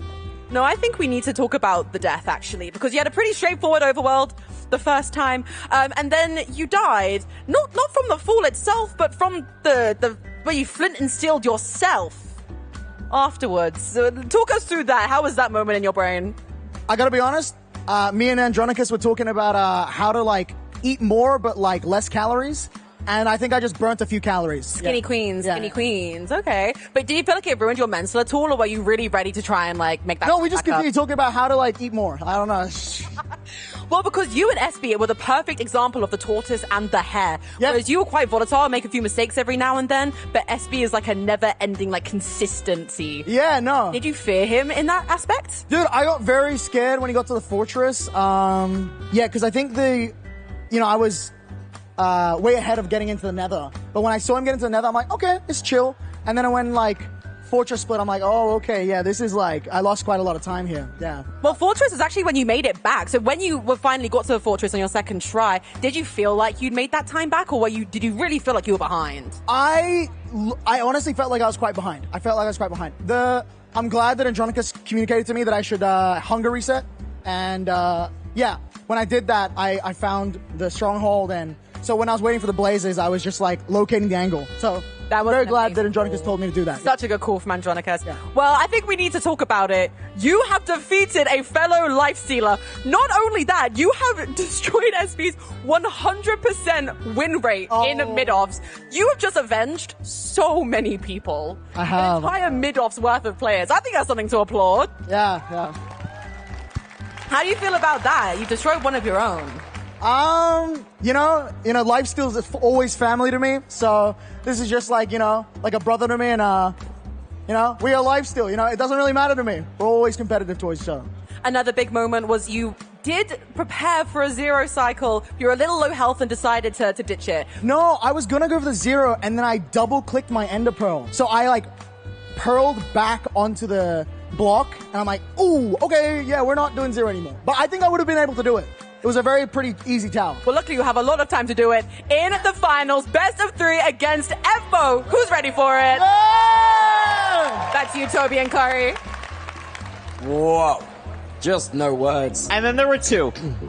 And then there were 2. Technically Technically 4, I guess. We have coaches. We started with 16 and we now have 4. We have 4. I mean, these are 2 players very deserving of being here. I mean, have played incredibly well and have really found the balance between playing aggressively and playing safe. And that's what matters. No, I could not agree more with that. Damn, SB's winning streak. Over. It is. It has lasted almost a year. Unreal, really. Really unreal. And with the controls, too. Like, we gotta say it one more time. Just unreal. We can't believe it. Crazy. Now, the seed picks and bans work slightly different for the best of the grand finals, That's don't true. they? Best Yeah. of 3. Why don't you explain it to this wonderful audience, how it works? I believe they each ban a seed and then pick a seed, and then the last one is played if it's needed. That sounds... Is that right? Don't ask me. That sounds amazing. That sounds great. This is your event. I hope it's correct. I hope it's right. I mean, you can see here. So, yeah. So they both ban a seed, and then each player takes turn picking a seed to play, and then the last seed is played as needed. Okay, they're telling me it's not correct. It's 2 picks. Okay, so one player picks 2. No. Okay. Right, they start with the picks. I was so close. You're so close. They pick one, then they ban one, and then they ban one, and then the last one is the decider, if it goes to it. Yes, that makes sense. I think that's cool, yeah. It's different because it's a single bracket, not a double bracket. I understand. So smart saying that. Ah, classic. So smart saying that. I mean, really, though, the storylines going into this finals. Yeah. Unbelievable. I mean, Evbo, I think a lot of people pegged as maybe one of the favorites coming in, if not the favorite, has really backed it up today. Infume's storyline as a coach has done amazing. Oh, yeah. And also, something that I'd like to point out that Infume's probably not going to be very happy that I'm mentioning, but in the last 2 playoffs, Tubbo, of the MCSR ranked playoffs, I know. Infume has been back-to-back, second place. Bro. And he has a chance now B to to be second exercise is so those rough. demons. He can get rid of it, though. He just needs But two what if more it wins becomes with 3 in a Evbo. row second place? Well, then you blame Evbo. And then it's not even your fault. Then it's easy. That's something that is possible here. I mean, it's absolutely correct. Oh, yeah, no, I'm right. Yeah, I'm correct. For some reason, I thought I was wrong, but no, I'm right. Yeah. Unbelievable. And then Darapchu, again, we mentioned it. In Season 1, such high expectations. Really flamed out a little bit early, but has had the mental resilience to bounce back here, put on an incredible performance, and I think is one of the most improved runners we've seen here today. Yeah, no, honestly, Darapchu, I never could have guessed. I genuinely never could have guessed. Like, my pick'ems would be destroyed if we were doing them. Yes, yeah. Also, another another thing. Wouldn't it be crazy? Evbo, fastest personal best time in the tournament. Yep. Then comes in first place. That's Yeah. kind of cool. And sub-7's the final seed. Sub-7's the final seed. Nah, sub-6 is the final seed. We see Who it. knows? It's possible. I mean, also, gotta mention Andronicus here. Yeah. New coach coming in, has done an amazing job with Darapchu. I think their chemistry is why they've gotten so far. Oh, absolutely. And like they've built up their rapport so much, and they're just like they're talking about whatever they want to. They're laughing, they're joking. The energy is just so positive, so positive for all of it. And look at these times. Wow. Really impressive. Two people. Evbo, 9:45 personal best. Darapchu, 10:31 personal best. Infume versus Andronicus. Average time on Evbo is a 15:29. Average time on Darapchu, 17:10. So 2-minute difference in the average. I mean, you can use some standard deviation there and argue that. That's a sizable amount. Yeah, that's a sizable amount here. I definitely think Evbo is coming into this as the favorite, but I mean, Darapchu has proven it doesn't matter. He probably has been the underdog in all of his matches today and has come out with a full steam ahead. Like, it's just been unbelievable. I think he's just really managed the crowd well. This is his environment. This is where he wants to be. Absolutely. This is like making it. Look Whoa, at that. W. Awesome. Whoa. Got all the people on it. Oh my goodness. No, you know what we gotta do? We gotta work on some signatures. Really. Yeah. We gotta work on, These are, honestly. Evbo's signature was great. Evbo had a great signature. Johnny's? What was up with that? That's just not. He just wrote his name in caps. I do like a little crown. What do you do for yours? I do like a little crown. Is yours also? That's my name. You gotta it's get just shorthand. Come my on, name. man. I'm sorry. Come on. I keep it simple. Something I can write fast. Hey, listen, whatever works. We're gonna see here though. This is going to be interesting. You mentioned the seed types. I mean, both players basically get to pick a ban. So, like, what do you really not want to play here? I think the last seed probably showed that no one is really going to want to go to a buried treasure. You say that Darapchu found it so fast on the first run, no? I mean, well, they just played buried treasure now. That's what it was, the buried treasure seed, and that was slow. No, I'm saying it was slow because he died, not because of the overworld split. Yeah, but I think the food is really the thing, right? I think these runners are going to want to pick something that they feel really comfy with food-wise. So I'm excited to see how that's going to end up working. No, that's true. I reckon we're definitely going to see a desert temple. Yes, that is assured. I think we're definitely going to see a room portal. Okay. And dare I say, because no players are going to want to give away their bans, I reckon the decider will end up being something like Shipwreck. Could be. Yeah, absolutely. It could be something like that because you would want to maybe see a room portal ban on the side of like Evbo's, and then maybe the buried treasure on the side of the wrap. Yeah, that's definitely possible.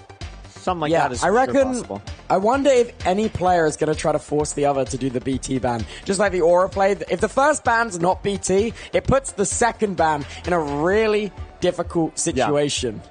Absolutely, going to be interesting to see how these runners handle it. I mean, you also have to think about fatigue maybe setting in. How's the endurance for these runners go? I mean, we've been going for what now? Like 5 hours? 4 hours 30. Yeah. So like, they've been speaking playing of which, for a while. let's get the show on the road. It's time for the live seats. Okay. Oh, go ahead. Yeah.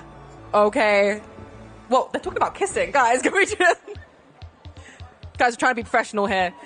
Okay, now it is the final. Things are going to run a little differently now. It is going to be a best of 3. And right now to decide seeds, one team's going to pick, the other team's going to pick, and then a ban each. And then the remaining seed is going to be the third match. Now, as always, we flipped a coin. Evbo, lucky man, you're up first. What is your pick?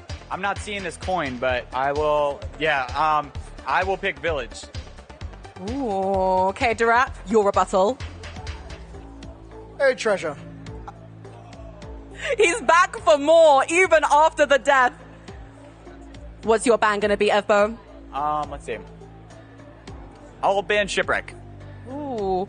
And then Durap, your ban? Ruin Portal. Ooh, which means your 3 seeds for the finals of MIDOFFS Live are going to be Village, Buried Treasure, and Desert Temple. Toby, how are you feeling about it? Buried treasure. I think again. Rapture is out of his mind. Like What's he on? I don't know what's going on with that one. I mean, you just died. You just played like a 20-minute seed. You didn't manage your food well, but you have the experience of it. True. You can find it fast. Maybe you just get a luckier BT with a little bit more salmon. The seed was really hard though. Yeah, but it had good TNT though for the Blaze Spawner. Yeah. But really no time saved there at all. Absolutely. Absolutely. And I love the village pick from Ebbo as well because he mentioned it about how Infume did such a great job coaching him through the village. So I love that pick. That Play to your there. strengths. Exactly. Literally play to your strengths. That's why I'm so confused at Buried Treasure. That's why I'm so confused. You're not playing to your strengths, you're playing to your enemy's trying weakness. to get in Evbo's mind. Yes. You know? But also, what if your strengths are the enemy's strengths? Maybe there's something... Then you gotta just be better. You gotta just be better. We talk about this all the time, ranked players. Like, like Infume's a really good player on Village. So, like, if I'm also a really good player on Village, I want to be with what I'm comfortable with more than anything else. I think Durapchu is just trying to pick what's going to make Ebbo uncomfortable rather than what's going to make him comfortable. I don't hate it though. Like, you know what I mean? Yeah. Because his buried treasure, the actual overworld split last time, I didn't think was that bad. It was just the situations that came from it. Yeah, it's tough. He's literally RNGing on the chest. He's like, will I get enough food to be able to do this seed well or not? Yeah. Unbelievable stuff here. But we'll be hopping into this shortly. It's going to be exciting. Oh yeah, it's going to be so exciting. This is our game 1 in our best of 3 grand finals. Yeah. Best of 3. Oh, the trophies are out. There they are! There are our cups. 1 for the winner and the winner's coach. Winner's coach maybe done a little bit dirty. They're still just as much of a winner though. Maybe you like swap them while your student isn't looking. It's like, oh no, that's the big one. That's the bigger one. I think it might have coach written on it. Oh well, I tried. I tried to find a way. People over here playing Minecraft Dungeons. It looks like there's so many people here. Oh it's so cool.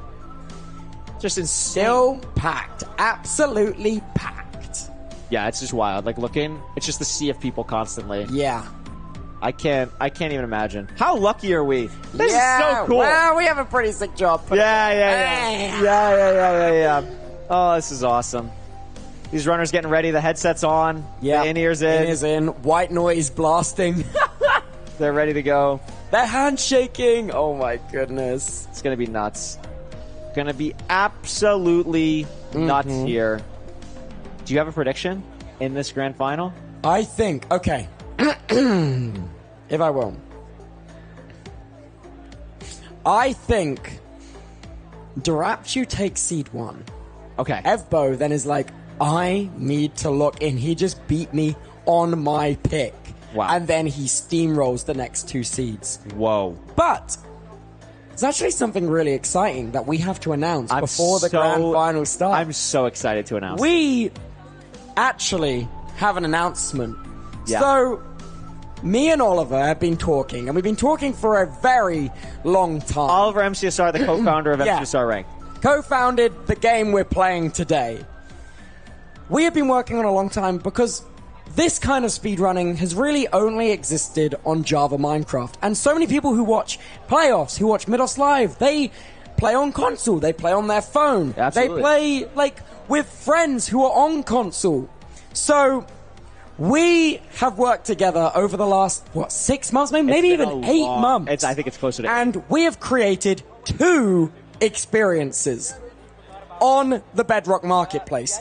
If you go onto Bedrock and search up Speedrun Practice World, there is a free experience where you can train for free. A free experience where you can train all of the skills you've seen demonstrated here today.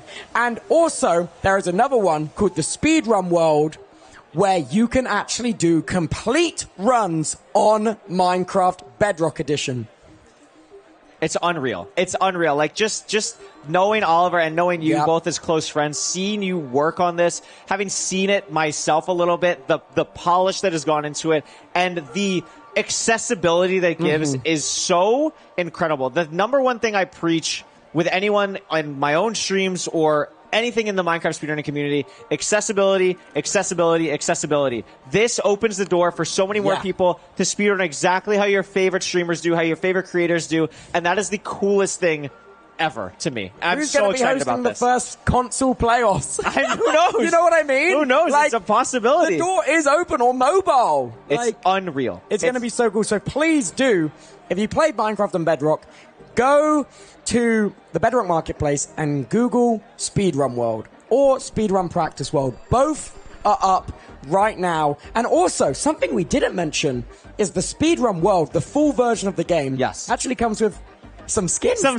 Yeah, I'm in it. A couple other people you've seen today are in it as well. I don't know the full list off the top of my head, but I know for a fact that Feinberg, Infume, and Hacks are in it, who are coaches today. All of their skins are in it. It's really cool. I think there's like 10 or 12 total. It's really, really awesome. You're coming to Bedrock. I know, and I want to talk briefly before we hop in this game, because I know we're going to hop into it soon. Yeah. Whatever, like, pre-existing thoughts you have about Bedrock, I highly, highly think you should give this a shot. Because I think just in general, from seeing how Bedrock was warped to kind of work like how Java speedrun does, for me was really interesting seeing about it. Like, I know how the seeds work. They like pulled the seeds from 1.16 and like put them into Java. Like, it's crazy. A lot of the terrain crazy. is identical. It's some of the most technical stuff I've ever seen, and it's really, really cool. And Tubbo, it's going to be awesome, but this grand finals is about to happen. It's going to be cool. It's going to be really cool as well. It's going to be so cool. I'm so excited. I'm predicting Durapchu 2-0, to be honest with you. I think Durapchu is on a heater. I'm going. Durapchu is just on a heater right now. He's been on a crazy heat check. He's going all the way undefeated. 2-0. Well, let's throw it over to the game, and before I forget, check out Bedrock MCSR Ranked. Come on. I cannot believe those are real words that we're saying on our broadcast. I know, right? Unbelievable stuff. I want to see someone PB on console. I think that's so sick. It's so cool how it works too, because you have like the different trophies and stuff. Like it's you're competing against yourself as well. Like it's so cool. It's so awesome. So awesome. These runners look ready. Evbo locked in. Durapchu, two faces on the screen. Ready to go. Oh yeah. Holy smoke. Dude, the smoke is so cool. Yeah, it's the first time they got to see it. Over there. Yeah, it's so cool. And here we go. It's finally time to start the grand finals of MIDOFFS Live. Match one. Let's hit it.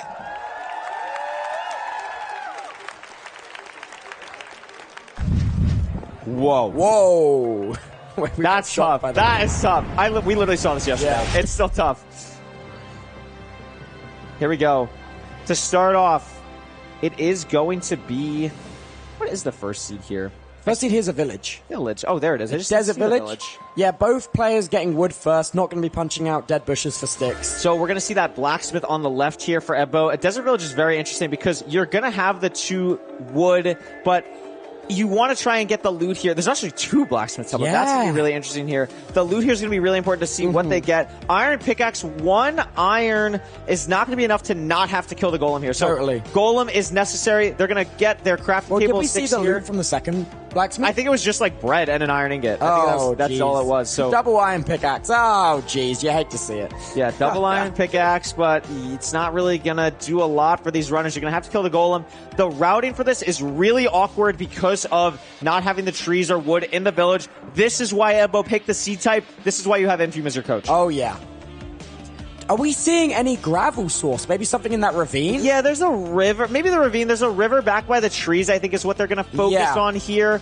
So that's kind of what I'm keeping my eye on. Trapchu gathering up beds now as well, just in case the explosive game ends up being a little lower. Yeah, because even if you get a lot of explosives in the Bastion, it's really nice to have like that pre-crafted bed ready to go for the blaze spawner. So gonna grab a little bit more food here as well. I'm not seeing that many hay bales, Tubbo, so maybe the only way they're gonna be getting food is actually in these chest houses. Not amazing. Not even any hay bales, actually. Oh, there's the lava pool on Durapchu's screen. Yeah, there's actually 2 different ones these runners are going to, which is a little bit interesting. I think they actually might end up going to the same one, but I don't know. Durapchu has gone quite a way out here, and Ebbo maybe the slightest bit ahead right now.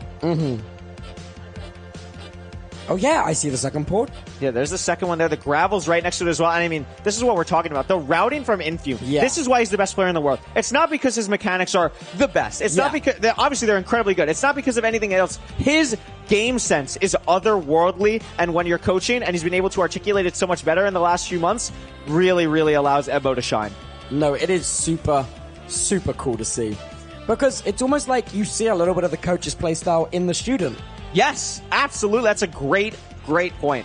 One of my favorite things about coaching is exactly that.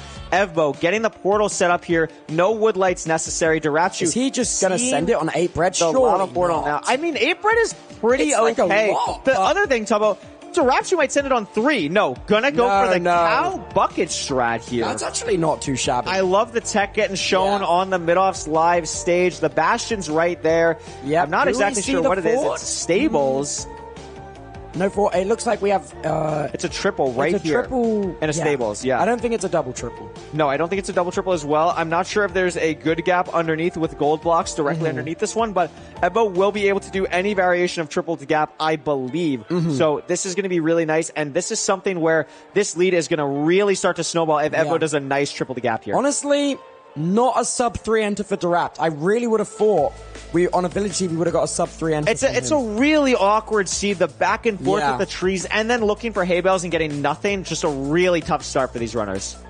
Dirapt also in the Bastion with no gold armor. Maybe a second away from disaster, but we don't know yet. Yeah, a little bit scary. Also because the blocks being utilized is just not great right now. Now just building up to the chest. Ebbo, look at this. Running to the middle, but can't get to the middle because of the lava. So it's going to have to drop them down here. I love that gold throw and placing blocks so that they can also get down. Look at this. This is phenomenally done from Ebbo here. Does take a little bit of damage, but it's going to be okay. And it's going to let these piglins in here. I mean, you can just tell how good Infume is at coaching from this. The communication to get that there is unbelievable. Dirachu and Andronicus is going to try and do the same thing. Let's see if they can pull it off. The lava's there. What's their pivot here? Ooh, not sure. They're going to be pushing down here. Okay. Is this a good gap? It is. So they're going to get lucky. Thank God for that. This is a super lucky. This is a 50-50 chance. If it wasn't a good gap there, that would have been an absolute catastrophe for Dirachu and Andronicus. Honestly, but they are going to be okay. It might have also saved them some It does time. save them time. Yeah. You're absolutely right, because normally the benefit of going to the middle is at least you get that chest, but they couldn't even get it because of the lava there. So they are almost even at this point. Oh my god, and that's auto funnel, no? Oh my gosh, yeah, that is what we call at the pro beef salad hole, which beef salad is also in the audience, so shout out beef salad. I mean, really impressive stuff there for Dirachu to actually pull that off in MIDOFFS finals. Damn. Yeah, and I think he's actually made up all the time he lost in the overworld almost. Unbelievable. I mean, those picks have been trading for maybe 10 seconds longer. Yeah. But the gap is closing. Gap is closing fast. A lot. This is really impressive gameplay from Dirachu, and this has been his whole thing all day. Playing really, really aggressively. Going for beef salad hole is crazy aggressive. Yeah. I don't know how to do beef salad hole. Like, that is absurd that Dirachu's doing that. I definitely can't. He's also getting these two backup blocks up here now. Yeah. Unbelievable. Wowza. Double crafting table for Ebbo, but we do have the 2 blaze beds crafted. Watch for the string count here and the focus on the food. Dirachu still has 3 steak in his inventory that he hasn't had to worry about, and these runners now need to find the fortress. Dirachu going to start the pie chart first. Wow. Question for you. When you're in the bottom of stables, do you F5 out the back to see if you can see the fortress before committing to the pie chart? Absolutely. That's something I really often do. I think never know if it's good or not. It's a really good way. Anytime you can just go to open terrain and not have to pie chart, it is always a time save. So always good to always look before you start the pie charting. Unfortunately, it doesn't look like it's going to help either runner in this case. And Dirachu's going to be out here. Plenty of explosives. 16 explosives for Dirachu. I don't know if I've ever seen a number that high. That is 17 crazy. obsidian. 17 obsidian is a great shout. We have to try and find that last obsidian chest. I mean, hopefully it's not that middle one covered in lava. Yes, that would not be great. There is a double chest on the other side. Maybe Dirachu's going back up here because we missed obsidian? One obsidian in there? Crying obsidian. Oh. So, gonna get a pearl hang off, though. So that's good. I think Ebbo's also got a pearl hang, and he's also 17 obsidian. For this obsidian chest, where... We're fine though. We have virus. W dropper. Looking good there. It could be here. I mean, this is really just the RNG of who's going to find the obsidian chest first. It's going to be Ebbo. And he's out. There's the hang. And we're going to see here. Is in lava, but we have plenty of pearls and still a solid amount of food. Both runners at about the same food. 2 bread is about equal to 1 steak. Maybe a little bit less, but it's good enough. And this terrain is really ugly, though, for Ebbo. Has to try and get some height here. Height is always good in the nether if you can get it.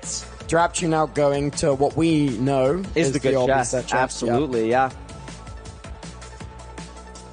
Neither player's laid eyes on this fortress yet, though.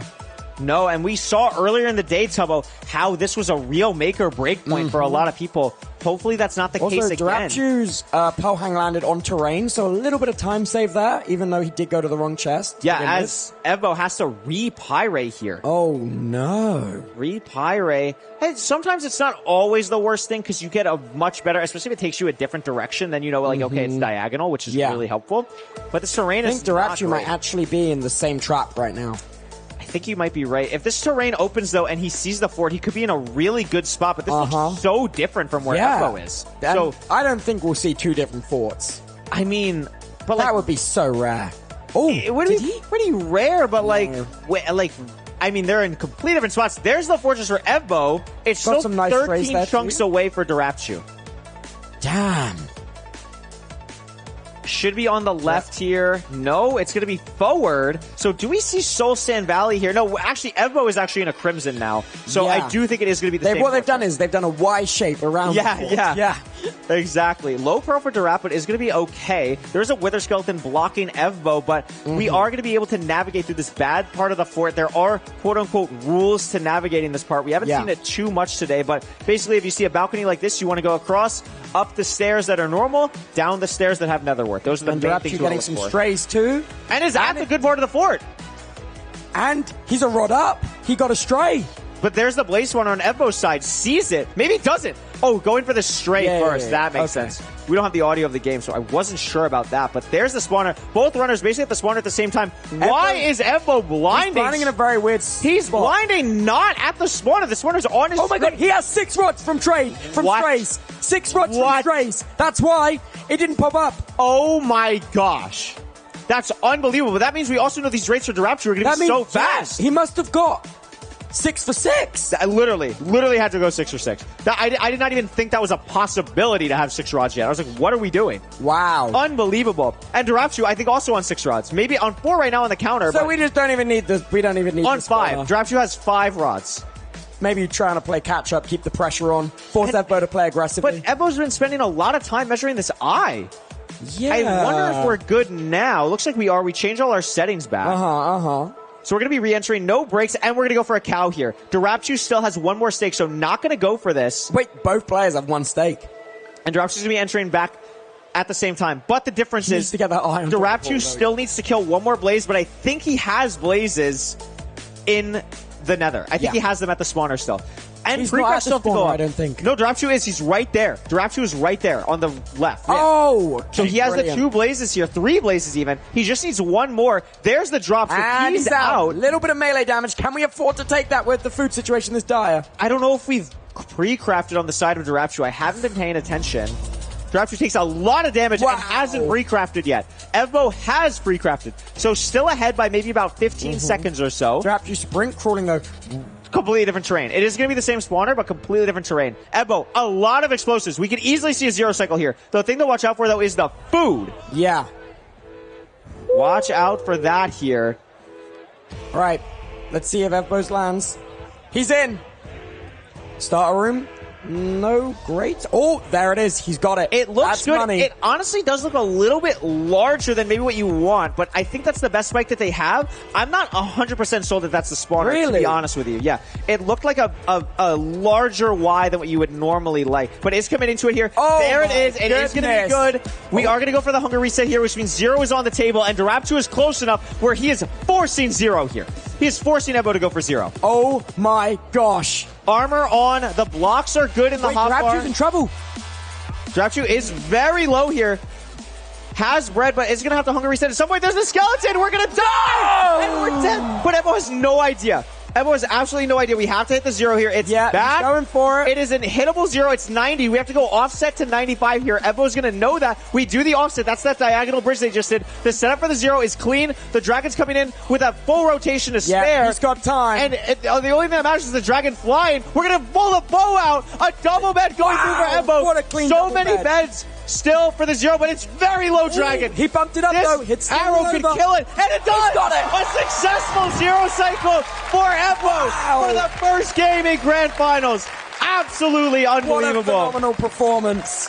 What a phenomenal performance. I mean, you love to see that too. You absolutely love to see that. You really do. That is so cool. Could we have asked for more? No, not at all. And all that's done is the jump. W job, Ebo. And that is going to be Ebo up 1-0 in the Grand Finals, Tubbo. Wow. 1 game away from the trophy. My prediction is already miles out of the window, but maybe I got it reversed. And look at this. Stone cold killers. No celebration. No, the job's not finished. Job's not finished. They got a lot of work I'll to celebrate do. when it's done. Exactly. That's what you love to see here. That's what you love to see. 1 game away here. But Darapchu and Andronicus played so well there. Just trouble from both runners really getting to the fortress. But I liked the game plan that both coaches had for their specific runners. You know what? I really want to know what's going through Darapchu's head right now because look at these splits. Look at how close it is. So close. Oh my goodness. Darapchu actually found Stronghold first according to the splits. I didn't realize that. That's just... I did not realize it was that close. I thought Ebo was ahead in the Stronghold by like 20 seconds. I did not realize that at all. Unbelievable. Oh my god. And then it came down to the navigation. Terrain navigation. Yeah. I mean, wow. I mean, I just wow. Like, that's crazy how close that was. Really good job from Ebo on the nav there. I mean, played just so cleanly with the food throughout. Went to that chest in the village to grab that 5 extra bread. Really paid off there. And now 1 game away from it just shows how much both these players deserve to be in the final. Absolutely. I mean, so cool. Sometimes you worry in a best of 1, you get like really skewed. It's like, oh my gosh, but Darapchu played so well to get here, playing really well in the final so far. That was a fast seed too. That was really fast. Sub 13. Yeah, sub 13. I mean, wow. With a 0, and that's not an easy 0. For people unfamiliar with 0 cycle, that's a relatively tall tower. It was a back dragon, so that gives you less time. And he had to offset his beds from the optimal placement because if he didn't offset the beds, it would have broke the crystal, causing the dragon to fly. Ebo really on top of the game. To memorize all of that when you're in the heat of the moment in a grand finals is really awesome. And also the double beds. Double beds are crazy, yeah. Double beds are actually wild to go for. It was a 2+2. Really cool to see. Out. That would be wild. I don't know if we're seeing that, but that was a really impressive showcase from Ebo here. And now, I don't remember what seed pick we're going to. Is it Buried Treasure? It's Buried Treasure. We're going to Darapchu seed pick Buried Treasure. Ebo won his seed pick. Let's see if Darapchu can do the same. I feel like both of these runners are going to be very confident on Buried Treasure. Darapchu looked really strong finding it in that game against SB. I'm really curious to see what the food is going to be like in the Buried Treasure. The difference between getting 8 salmon versus 4 cod is night and day. Oh, absolutely. Because we saw in the low food situation, Buried Treasure, that Darapchu was having more problems than we could have anticipated. Yeah. But especially if that nether's high tough. food one, it could be like playing a completely different seed type. For sure.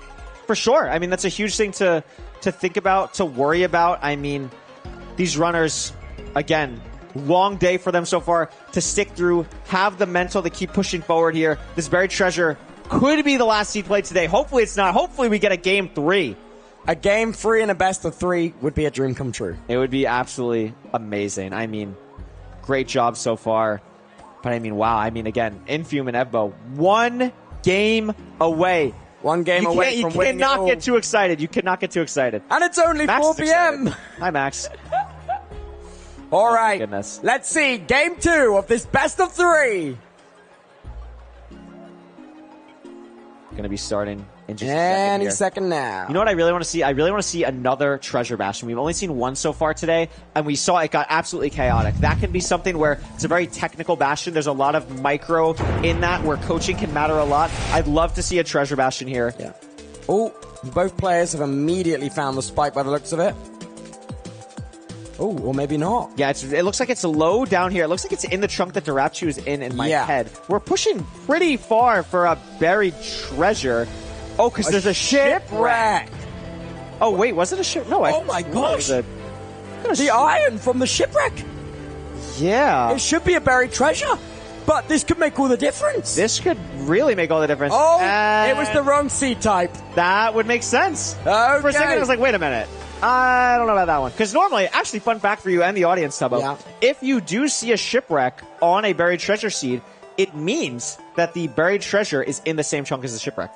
Wait, that is cool. a really cool tech thing. It's a really cool tech thing. So wow, we witnessed a phenomenon. Yeah, so it would have been cool if that happened, but no, that was just a normal shipwreck seed. So we just put the wrong seed in, which is chill. We'll get the record in just a second. Actually, seems like we're going to be hopping and into we're it going back right about now. So W Production getting that fixed immediately. And I mean, here, do you think we're going to go to a game 3, Tubbo? Do you think Darapchu's going to tie it up 1-1 here? It's his pick, man. His pick. It makes sense that we would. You know? We're going to see. The stars are aligning. I like you said earlier, he's playing to the weakness of his enemies, not his strengths. Yes, absolutely right. And here we go. We're going to see what these runners can do. Ebbo, the first person to get any type of spike on the screen. No spike for Darap yet. Something to watch out for. I feel like a mistake that Darapchu might be making is he's moving so early on these where you don't want to be immediately running off in a direction, because if you just lose the 50-50, it can be really bad. You can see this dirt and sand around the gravel. That's how Evo is going to know here that this is absolutely the right chunk, and that's going to be a huge advantage. Darap, what's happening?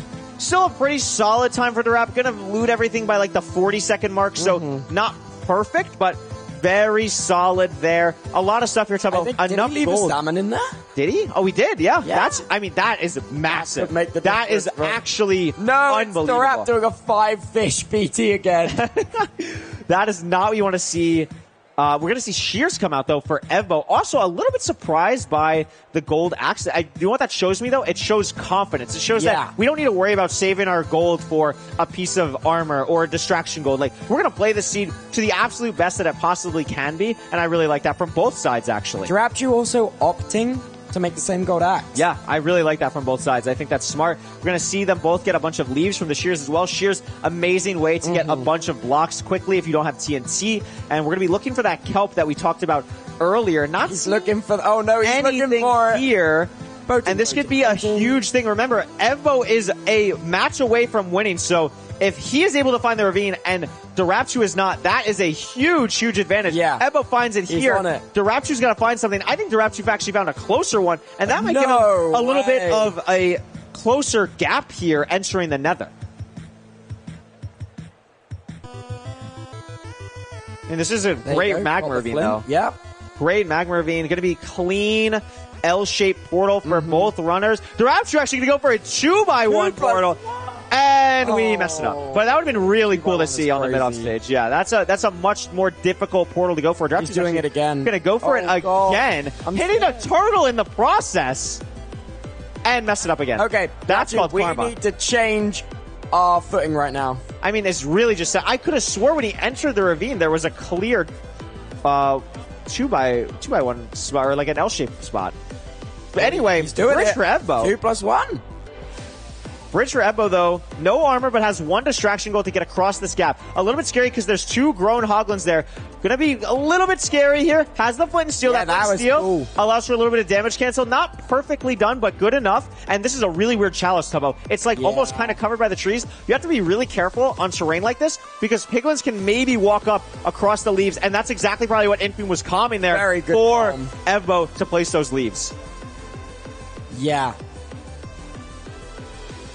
Darapchu getting here now. I mean, just a little bit behind. The 2x1 portal in the end. He did. So we're actually going to be taking off 30 seconds from his time for doing the 2x1. Style point. Yeah, no, I wish.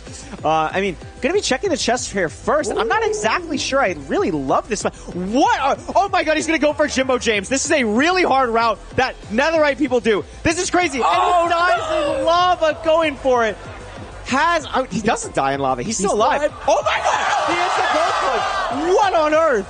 He puts himself in situations. He lives this. I think he lives this. I think he's gonna live. No, but the stuff doesn't burn. The stuff doesn't burn. But the food is dire.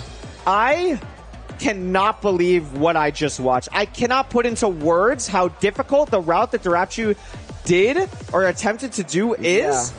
It is for, like, I'm not kidding, like, the top 10 players in the world. Like, not even, not Netherite, not 2400 deal, like the top 10 players in the world. That's God what that round is damn. for. And I've seen Darapchu hit it in practice. Going for it on the stage, it would have been absolutely monumental. Unfortunate death there, and now Ebo has the clear path to victory here. Yeah. Something has got to change for Evbo, for Darap to have a foot in the door here. I mean, look at the average times. There is not that much of a gap between them, you know? But look at this, like, Darapchu's kind of back to his stuff already, but we also wasted our good food, which is a little bit scary there. How much does he have left? I think he has 2 cod left, that's it. Oh, God. That is not going to be a lot here. Ebo still with a salmon, let alone the cod probably, and knows the direction of the fortress. The question is also, how many picks did he lose from them jumping down after him? That is a great point, because that's actually a phenomenal point, because if you mess up Jimbo James, you can't really back and do it again. So you are kind of stuck now going for a different route. Now, the good news is he does have a triple on the other side of the Bastion, so can still kind of do that route seamlessly. It's going to basically be the same as what he would normally do for that. But, I mean, Ebo here is in a prime position, has basically everything that he needs for the win. I think we're just waiting on some Obby here. Only 11. Have we seen the fort? I don't think I've seen the fort. Me neither. Okay. Coglin, hello. Maybe... Oh, he doesn't have a lava bucket. Does not have a lava bucket. Also, the one benefit of Jimbo James, of Darapchu going for that, he is going to get War Pig. So it's not like Infume is not going to know that... Infume is not going to have the knowledge that Darapchu died because of breaking the chest for War Pig. So it is a little bit interesting. Obviously, like, Darapchu is behind, but, I mean, Ebo's losing a lot of time here trying to get that last bit of Obby. Finally does so now, and it was on the side of the Bastion that Darapchu's now on. So Darapchu won't have to do this, like, song and dance. Like, Darapchu is, I would say, about 90 seconds behind, which in MIDOFFS is not the end of the world. No. Absolutely not. Some late picks, oh my god. Has to be really careful here. So normally you'd really want to have your food in your offhand because you can eat and throw gold at the same time. There we go. Fortunately, we don't have that yet, but this piglin just has to get in this hole. Finally does. There's the fortress for Ebo, though, and this is a fast seed, a 6-minute fortress. Oh my gosh, Darapchu, I'm so scared for you.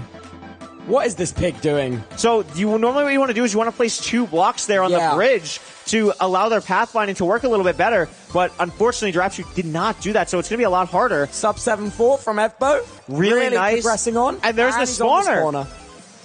I mean, Tubbo, this is a clean line for Ebo. It would be very hard for this to not go in favor of him right now. I don't even know what to say. It's really just because of the food. The way the Darapchu gets back in this game is you go for the Hoglin in the bridge. You open that variance to have more food to play more aggressively, which is how you've won playing so much today. You need that food. I want to see Darapchu kill the Hoglin here.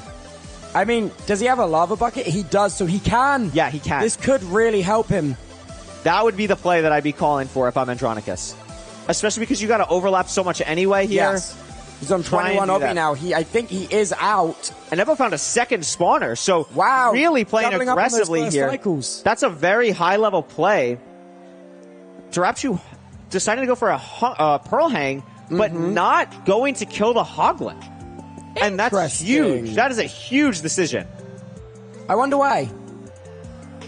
I'm not sure. I mean, maybe I wasn't paying attention. Maybe the Hoglins moved too much with the death and went somewhere where it's just not close enough.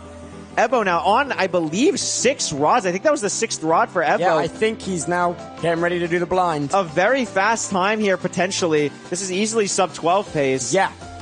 Darapchu out now, but no remaining food. We are going to be heading into a Crimson. Again, I think Darapchu's line back into this game is getting food in some way. I mean, we don't even have regen anymore. We're on 3 hearts, and we're going to be trying to look for a Hoglin here. The lava bucket is out. We're looking for anything we can in this Crimson. I think he sells some off to the side there, but is it? I don't think it's necessarily on the line. It's so out of line. Yeah, you're absolutely right. I mean, it's so weird to get to. We see the fort now, which is great, but where is the Hoglin? I'd like to see maybe a low render. Pearling? Yeah, we're going to Pearl for the hunger reset, I'd imagine here. Going to hunger reset probably as soon as we get into the fortress and boat down here, but it is a little bit scary. Yeah. I mean, maybe he's on 6 explosives. Sorry. Yeah, maybe you can't even waste the Can you anchor. waste an anchor? So sometimes that can be because of your wood count. The game's counting your wood. But, I mean, it's very unlikely because this was a very, it's a very treasure. You're getting a lot of wood in the overworld. I would be surprised if it was because of that. Evo, on the other hand, really, I mean, in a great position and knows he's ahead by so much where he can spend a little bit of time maybe looking for playing food. on half a heart is really stressing me out. It is really scary. Spawn here, he's in serious trouble. The way that, and yeah, I think he's out. He's going to use the bet to hunger reset. Exactly. Brilliant. It was really risky, but it was really worth it. He needed to take it. I mean, his tournament life is on the line here. Like, you kind of have to do that. The pre-craft's coming out for Ebbo. And this is a good blind as well because it scares Ebbo. And I know it keeps him playing aggressive because they don't know how far behind he is. And you know the rates are good if you're on the other side. So totally. you could be like, wow, maybe he got a ton of strays. You don't know. Yeah. In a great spot, though. Look at the hotbar for Ebbo. Oh, I mean, has everything that he possibly needs. Sometimes you just have to throw two eyes, unfortunately. But, I mean, Ebbo looks like he's in a great spot here. We should be building the portal pretty close to this, maybe. Has to Pearl maybe one more time, but has all the resources besides food, but there's no real scare for him here. There's nothing that's going to cause a disaster. Pretty clean terrain. Has enough. And here comes the hunger reset. Bang! There is the hunger reset for Durachu. Ebbo is digging a tunnel. Yeah, I'd imagine we're pretty close to Cords. I mean, we're going down on X, and that means that we have to be close because, like, we're basically here. So this is going to be where we're digging down, but we can't. We have to dig down 2 by 1 here because we're on such low health. So that's a little bit of a time to save ourselves, Meanwhile, Durachu still killing Blazes, still 3 rods. What the terrain's like as well. If Durachu doesn't take a lot of damage getting to this point, he might get lucky in the stronghold, maybe some food in the chest, and save some time on a reset. It could be. I mean, takes a lot of damage from that Blaze, though. That's a really good spike from Infume. A great spike from Evbo there. How do we get there, though? You take your time. It looks like this is going to be the line and just slay it to the left. No bed in the hotbar. Kind of scary. One skeleton and we're in trouble. I mean, that's exactly what happened to Rapture last season. You're absolutely right. There's a zombie. There's the skeleton. He's running. And it's the same thing. Get the bed down now. Yeah. Safety bed down. Safety bed down. Safety bed down. And it is.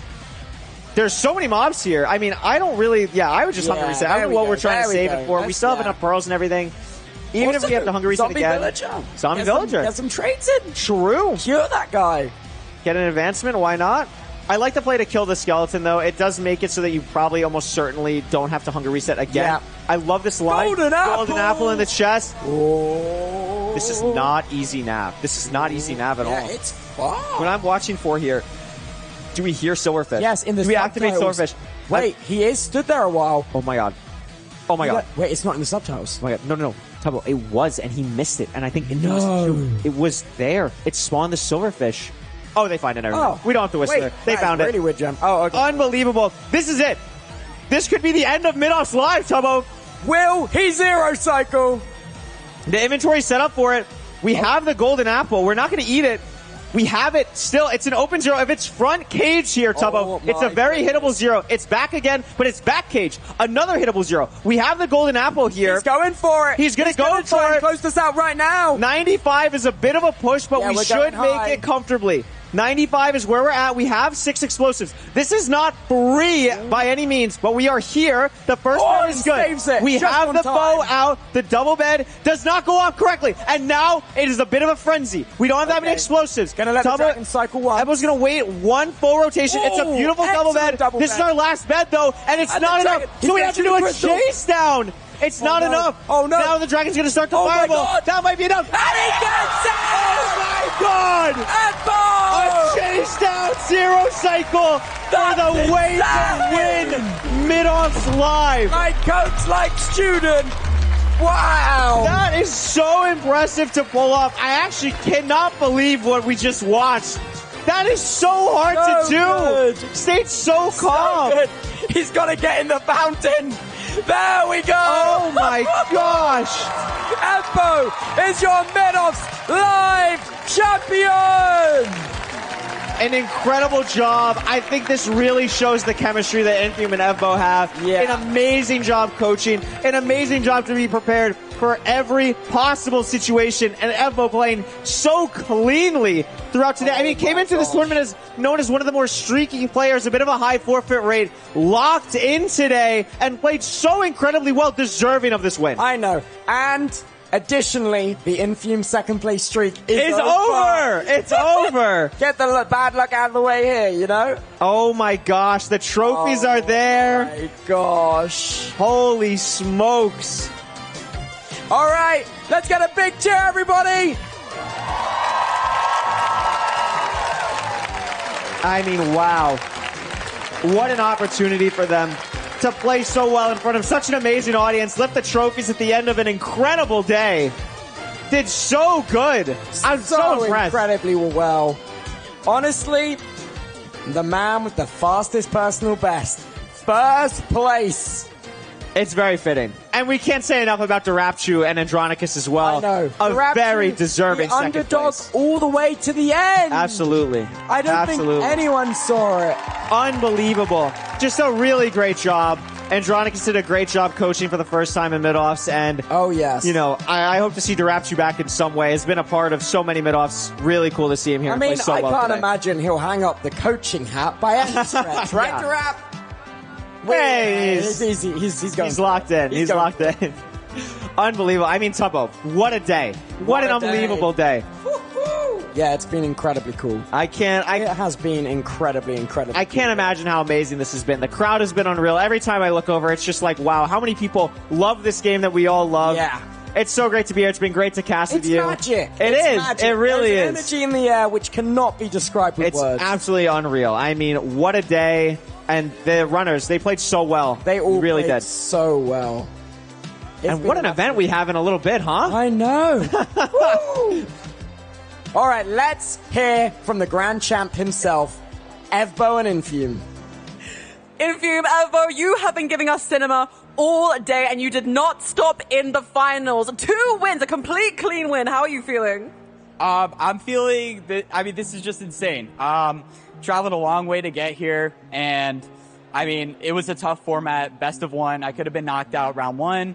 Could have been a very long trip for a very short tournament, but we made it all the way. I couldn't be prouder with how we did, and getting here with my coach is just such an incredible feeling. And all the support I've gotten from everyone is just actually incredible. So thank you guys.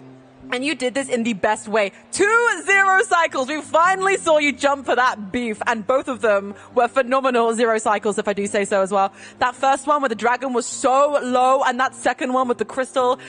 There were a couple of moments where I could tell you were a little bit nervous. What was that like in your head?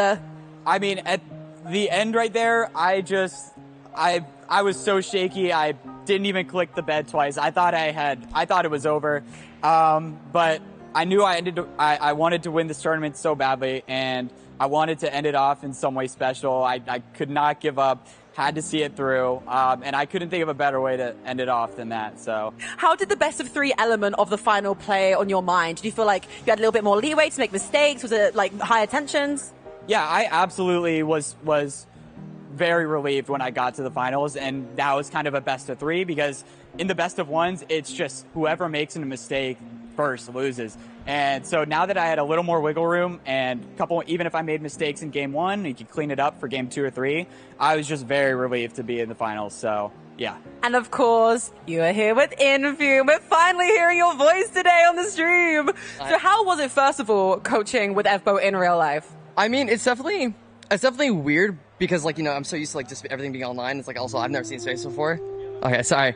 But I've never seen his face before, so it's like, and it's weird to, like, being in person, like, it's like having that, like, kind of like the more real aspect of it as well.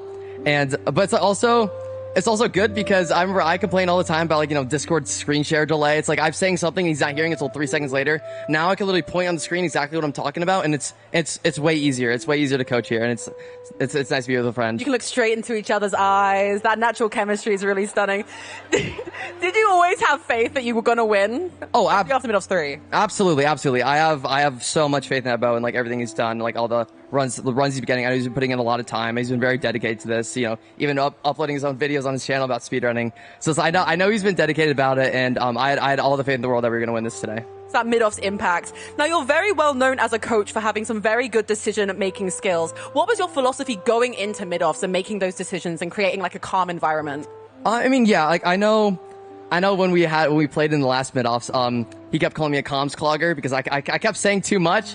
So it's like I like going into this now. I'm trying to like just prioritize, keep things calm, keep things simple. Only tell him things I know is gonna help him. Trying to like overload him with anything because like he has 2 sub-10s, both without me helping at all. So it's like there's only so much I can do when he's at this level already. So I just want to let him play his game. Got that beautiful emotional support. Evo, you've been saying throughout the whole of today that the nerves were sometimes hitting. Do you feel like by the end it kind of subsided and you hit flow state, or did those nerves keep you on your edge the entire time? They started to go away, but I think every time when you enter the end dimension and your brain commits that you're going for the 0, it's just your hands start shaking and there's just nothing you can do. Like I don't know what I can tell myself to stop that, but every time I enter the end, and I was going for the 0 in these last 2 seeds, or even the one against Johnny, I mean, it's just so hard to keep your composure. So, I mean, watching these guys do it on the big stage is incredible. It's why they're the best. I feel like you had some like real textbook like runs today. Did you have any highlights of the entire like any of your games today? Any highs, any lows? What do you think? I mean, there's the only moment I can really think of was like when he was entering the end on this last seed, because I knew we had a really big lead. I heard the crowd reaction, so I knew something happened to Darapshu. So like the only thing I remember is just like I'm telling him in this wrong, like you're not going for 0, you're not going for 0. It's like because like it's like I know it's the safe thing. Like it's a little less explosive than he's normally used to. So like I'm telling him the whole time, it's like don't go for 0, don't go for 0. And then I see he enters the end. It's just like he's going for it. It's just like this is his moment. This is his moment. I just gotta let him win in style, how he wants. Also, I gotta say, I have never seen someone so nonchalant about hitting the craziest 0 cycle. You hit that and then literally no reaction. You were chill. I would have been screaming, crying on the floor. What kept you so calm in that moment? Was I calm? I don't know. You did not react at all. What? I thought I had a big reaction, didn't I? I looked at you, you were doing nothing. I looked over and you were like, I was like, wow, he's used to this. We're gonna have to watch that back. I don't know if I remember it that way, but yeah, I don't even know. That all just went by so fast. I don't have any words. I really don't. Well, you actually manifested this best of 3 with Darapshu. When I asked who you want to play, even though I did say who do you think would be an easy pick, you did say Darapshu. And how did you feel to finally have that manifested? Do you feel like it was a good game? I mean, it was a great series. Darapshu's one of my really good friends. It's just such an incredible moment to share with them upstage here. And, you know, Darapshu has just done an incredible job speedrunning. I mean, the run he had today was just insane. So I'm just really happy to share the stage with him. Because he was really trying to mess with you guys. He wanted chaos, he wanted drama. When he did that BT pick, especially after you guys choosing Village, were you like, oh, this could be messy? I actually was kind of hoping something like that would happen. I know we get the Village seed, and that was my first pick because Infume is just so good at Villages. But we're also looking at like the #1 speedrunner in the world. So even if it's BT, like he can point it out on my screen, and we'll be able to find it. Like I wasn't nervous at all for. I think I'm pretty strong at a lot of the seed types. I was avoiding low food seeds, but yeah, I was confident that we would do good on BT. I feel like you do very good in like situations where they're quite stressful. You're really quick to switch. With that bad spawner, you swapped over quite quickly. Right. But I don't want to distract you anymore from this win. Should we get Toby over so we can celebrate this win for real? Let's do it. I think we're doing a bracket. Can he hear us? He was supposed to be coming over.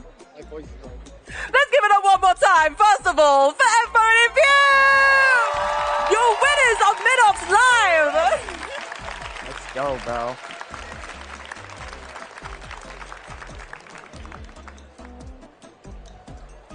Thank you so much, Lexi. Hey, there we go. That was really cool. It's always cool. I love winner interviews, like just hearing the thoughts, hearing everything that goes through the thought process of getting to the actual victory is almost as cool as the victory itself. Oh, absolutely. Just, dude, they both did so well. It was They did. awesome. And it's so wholesome. It's so wholesome. It's It such is. a cool story to see all the way through, man. Absolutely. So cool. Couldn't agree with you more. I mean, Infume and Ebbo, they've been a pair for a while now, and a very deserving victory duo here on the stage. Oh, yeah. And also the initial drama of Evo being drafted by Infume all the way back in... All the way back? Season 2. Yeah. Season 2. Or was it? Yeah. Or was it season Was it 3? We've done a lot. We've done a lot of MIDOFFS. It's been a long day. Oh my goodness. But what a day. It has been, Well, though. why don't we recap the day? Why don't we recap the day? Why don't we look at a recap the day? bracket that showed what happened in the day? of today. Because there was a lot of games and matches that happened. Just for anyone that was just joining for the finale, to kind of give a sense of the stakes. Whoa! And, wait, there they are. There it is. Whoa! Hey, that's cool. I love it. I mean, just going through all these games, like, every game today had a nice little storyline. John A coming out, the fastest seed of today in general, a 10:05, I think. Yes, PB'd on stage. 10:05 on his first game Unbelievable. of the day. That was crazy. Ebbo, CBK, that was a crazy back and was. forth. I mean, there's a world where Ebbo never made it out of round I one. know. There's a world where Ebbo never made it out of Just round one. because of that damn fortress that got CBK. Unbelievable. I mean, SB beating Sandwich Lord in a really close game after Sandwich Lord died, and then another upset, the Durap. Max GG's game was crazy. Oh my god, the Durap. Yeah, it really shows the uphill battle Durapshu faced as well. Yeah. Having to go up against Max and SB and then finally getting to the finals, just crazy path there, and did an amazing job. And then in the semis, we talked about SB versus Durapshu, but I know. Evo having to beat John A. Dude, so Evo hard. versus John A was so hype as well. Because, like, it was so down to the wire. It really was. So down to the wire. When they entered the Nether on, like, the exact same, almost frame, it felt like. That was a really cool. It really added to seed the hype. It was a lot of just potential there. That was, I think, the overhang seed as well with the 0, where they had to, like, deal with that in the end. That was wild. Yes. Of course. Oh my god, and Johnny trying to go for the 0. Yeah. The speed bridging with Sosan with Crazy. Soul Speed. So hard. Over the void. So hard. So all or nothing in that moment, man. Unbelievable. Oh my gosh. Unbelievable. And then, of course, our finals. Yeah. Ebbo winning 2-0. Woohoo! Incredible stuff. So Ebbo going undefeated today. My prediction really could not nicely have been done. more wrong. Same. I predict. We almost reversed. We're chopped. Reversed predictions. It's okay. I couldn't believe it. But I mean, wow. What a day. What a day. But don't go anywhere if you're watching, because Yes. there's going to be a lot of cool stuff later on. We're doing a little bit of analyzing what's happened. A little Exactly. bit of recap. Exactly. We'll talk a little bit more about the Bedrock speedrunning Oh as my well. gosh. It is just so cool. It is just so cool that is going to be a thing. The accessibility that's going to provide for so many people. And, you know, I don't want to spoil anything, but there's so many cool and creative ways to make the game more easy for people who have never speedrun before. That will make it easy through tutorials and stuff. So I highly recommend checking it out if you've ever wanted to speedrun before. Even if you're used to Java, because the way that it's done in Bedrock is so used to Java, and the tutorial resources for it are so helpful in both. And I also believe in the practice map there's a little guy who flies Yes, around. I didn't want to spoil that, but yes, there's everyone can experience it for free. Everyone can experience it. There's a little guy that chases him around and teaches you all the basics of Minecraft. It's really cute. It's really cute. Super sick. It's really cute. I mean, Tubbo, what was your favorite moment of the day? Oh man, I think it's gotta be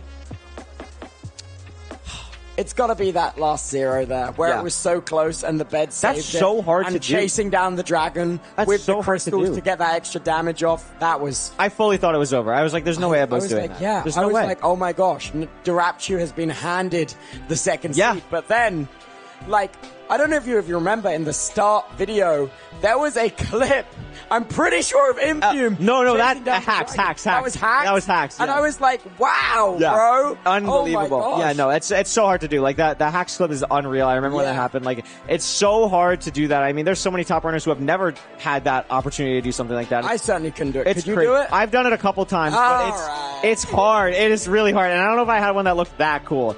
That was really awesome. Dude, the way I thought the one crystal was going to get it done. Blow up the one crystal. Yeah. But then it was like, no, the dragon is still alive. There's so many things you have to think about, right? Because it's not just shooting the crystals. You have to make sure you don't get knocked off by the dragon. You have to make sure you're shooting the right crystal that the dragon is aligned with, that you can actually do damage to it through the chain reaction. So it's just so difficult to do. Ebbo made it look so easy. Oh, absolutely. I mean, they deserve the win. It was just absolutely awesome to see. I think my favorite moment of the day, no wood lights. Zero wood lights on the day. Oh my gosh, we saved so much of everyone's time. Unbelievable. No wood lights, no matches over 30 minutes. Yeah. Everyone showed up. They put in the time. They put in the work. They locked in. No matches over 30 minutes is so nice. Yeah. I'm sure everyone's really pleased about that. The Yeah. whole of production's pleased about that. Absolutely. Oh, Absolutely. shucks. Man. Dude, What I else? wonder what Fulham's analysis of all this will be. You know, that's what I'm thinking. The Fulham analysis The Fulham stream. analysis of everything that's happened today. Just crazy. We'll get it. At some point. Critique everything we've said. Oh, I know. Yeah, we're going to get the full analysis, Yeah. too. It's going to be tough. We're going to be analyzed by Fulham. I think we did a good job. Yeah. I think we did a good job. I'll take that. We held our own. Take that. Unbelievable. Very fun day. Oh. I'm hearing some words, Tubbo. Alrighty. We have one last treat. It was just mentioned in the ears for today. I'm very excited about this. We are going to do a show match because we have a little bit of extra time, and it's going to be Feinberg versus Hacks That's awesome. on the main stage. Okay, let me say that again. It's going to be Feinberg versus Hacks. Is that not awesome? Come on. Come on, guys. It's been a long day. They look locked in. They you know do, what? They do. I'm going to hate watch this. You're going to hate I'm hate watching this. Should we just hate watch? I'm hate watching. Hate watching Feinberg versus Hacks. Feinberg is going to be on the couch tomorrow for my 10,000 yeah, hate speed watching run. you. He's going to be hate watching me. Oh my god. And he's hate watched other of my 1,000 runs before. So I now with the stage get to do the exact opposite to him. And I'm sure he's thrilled about that. I will be love watching. I will be love watching Hacks. You can hate watch. I'll love watch. That sounds like a plan. That sounds like a plan. I mean, for anyone watching at home, for watching on the Minecraft stream who may not be aware of these two players. Yeah. They are two of, at worst, the 5-6 best players in the world, probably. But at best, 1 and 2. Yeah, at best 1 and 2. I mean, like, both of these players, Hacks, a 2-time Season 8 and Season 9 MCSR ranked playoff champion, the only back-to-back winner. Only back-to-back winner. 2-time. Feinberg, in my opinion, is the most dominant Minecraft player of all time, the best Minecraft player of all time, period, bar none. 36 times world record holder. He is a 36-time world record holder. He has done basically everything possible you can do with this game at a high level. He's the first person to do all portals. He has like done all blocks fast, all items fast, all everything fast. Had Blazing Caves world record. He's just unbelievable at this game. So cool. So skilled, and I'm excited to see this. It's going to be absolutely unreal. All right. First of all, there's something maybe solemn we're going to do first. We're going to do an interview with Durapchi, see what was going through his head in those final moments. Guys, don't make me do this. This feels so sad. I love Liz. You know that you're first in the fans' hearts. You're the people's princesses, first of all. But let's just take it all the way back to the start when you did those picks and bans. How were you feeling when you did those picks? Because you kept saying you wanted chaos, and I knew that was your goal with that BT pick. You know, I trusted Andronicus a lot throughout this entire tournament. I just let him be my brain. Yeah. And I was like, all right, Probably for the you know best. me best. You should just do them. You should pick them. And it was just kind of unfortunate. I made a few mistakes. And hey, give me 6 months. I'll come back. I don't know. Oh, yeah. The comeback king. I mean, I asked the same question to Evbo. When it's a best of 3, do you feel like that gives you a little bit more leeway in your brain? Does it make you a bit more calm, or does it stress you out a little bit more because there's little room for error? Yeah, I don't know. I think I was trying to calm down. I think I was calm, but I think it was like to the point where I like lost flow state a few times. And I was like, damn, yeah. But, you know, I think I played okay. I think I played to the best. I think you played amazingly. I Thank think you you. give yourself a little bit more credit. Yeah, I think I played to the best of my ability, and that's what matters. I mean, also going into this, Evbo, again, like we said with him, did pick you out as player to go against. Going into that, do you feel any way? Did you want to prove a point? Did you want to kick it to the curb? I don't know. Maybe Evo and I do a rematch one day. Again, I don't know. I would love that. I would love to do a rematch against him. Yeah. Well, obviously, there were a couple unfortunate moments. That first death, that clutch was nearly so wonderful. Dude, come on. There's been a couple moments where you've been like destined for greatness, and just at the last second. How does that feel, especially knowing that that's kind of like a game losing moment? Like, take us into your brain for a second, the both of you. I don't know. I think my goal is to like entertain. So, you know, as much as I can't hear much, whenever I did something cool or maybe scary, hearing everyone go, "Whoa!" was that's my goal. That's my job. So honestly, I'm glad that everyone enjoyed what they were watching, and that's what matters to me. Will we be seeing the Jimbo James route from you again in the future? Yes, you will. You will see it. You will see it. Yo, Feinberg, learn that thing, bro. I'm gonna do it, bro. Well, Andronicus, this has been your first MIDOFFS as a coach. How's the experience been? I mean, it was great. I had a really good student. We got a little silly, but our conversation, I'm actually really disappointed there was no mic because we had the craziest conversations about fast food and KFC. Oh wait, and unknown brands, like the chicken jockey shop, you know? But it is what it is. And you know what? That VOD will be historical. Yeah. No one will ever know. There's no mics. But unfortunate. But how has it been, especially, I've been asking this to a lot of the coaches, that one-on-one IRL approach? Have you ever done something like that before? How did it change the game? No, never done anything like that before. I feel like, I know if you mentioned being able to like point to the screen, I feel like it didn't really work whenever I point to the screen. Or sometimes I'd be like, go right and then you'd go left, but it's like, it's okay.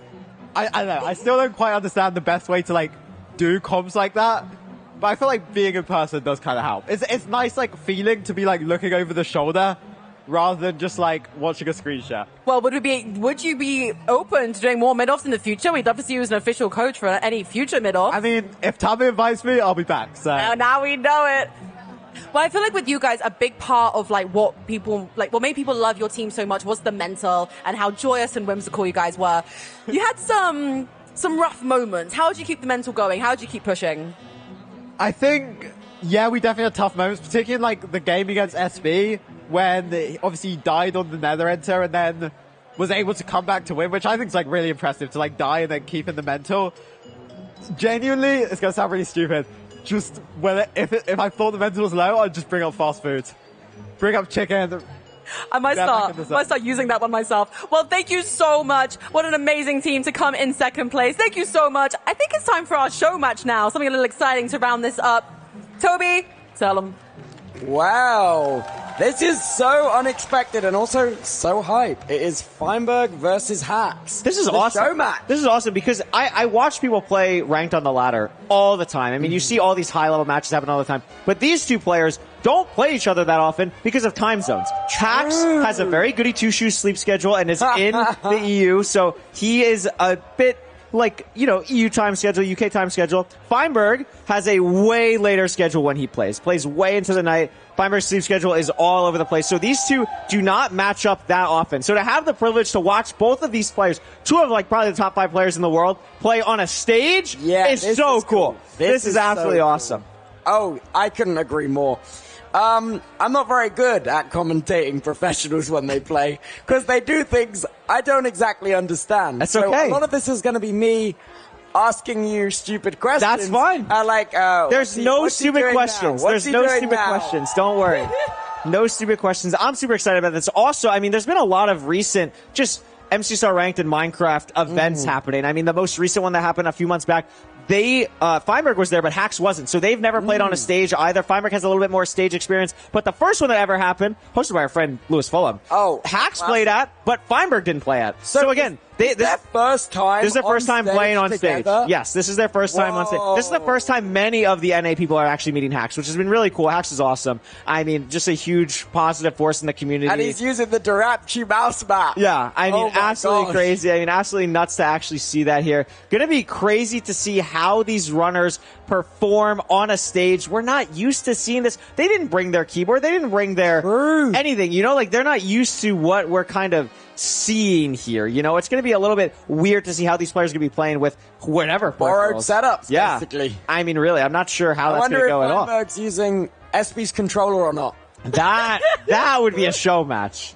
That would be an absolute show match. I'm sure they can swing it. I'm sure they can swing it.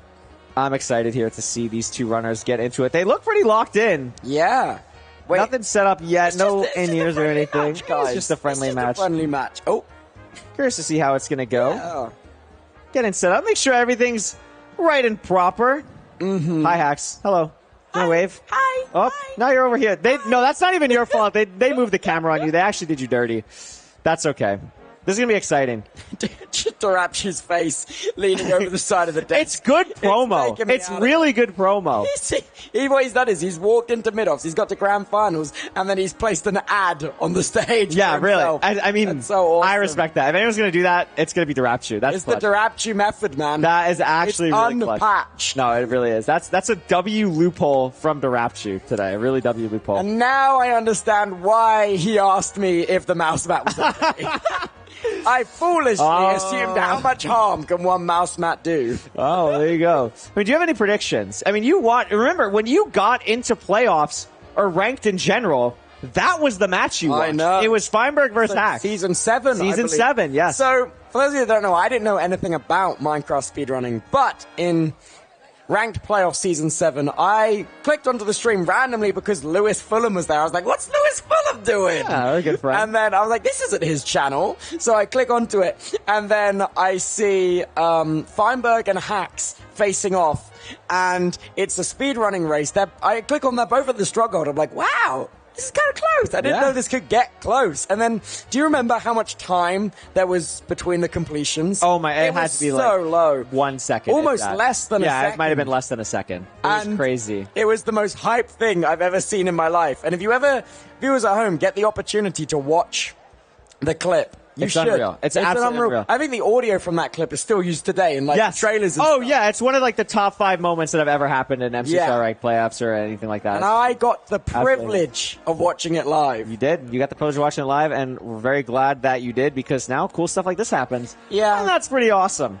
So mid-match analyst Fulham is the first domino. Yes. It's a beautiful butterfly effect. I mean, I can't wait to see this, though. I always just get so excited. I mean, even just when 2 players just play on the ladder, it's like, oh my gosh, like, these are 2 players that have played in playoffs. Like, this is so cool. Like, oh, absolutely. So cool to actually see that, and we should be, hopefully, making some progress here. They're getting some progress going. You wanna know what's crazy about Minecraft speedrunning is how long it takes to set up the settings. It is. This is the problem. This is why, like, stuff in person has always been a problem in the past. And this is with, like, the best tech people I've ever seen in my entire life. Someone make them their own operating system. Yeah, right? Like, honestly, like, that's it's actually what you need Red Line, point. Red Line, let's get on it. We need an MCSR operating system. Let's get on it. Come on. Let's get on it. We need an arch. I don't think we've mentioned Red Lime enough today. Because we've mentioned Oliver. I mean, today doesn't happen without the incredible work of Red Lime, another co-founder of MCSR Ranked.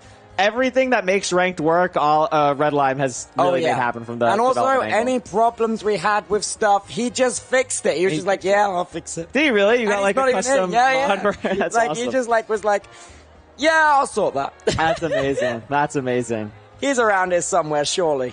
Yeah, we miss you, Red Lime. We do. Unbelievable. Next one, he's here, though, I hear. Next one. I think so, Well, if we ever do this again.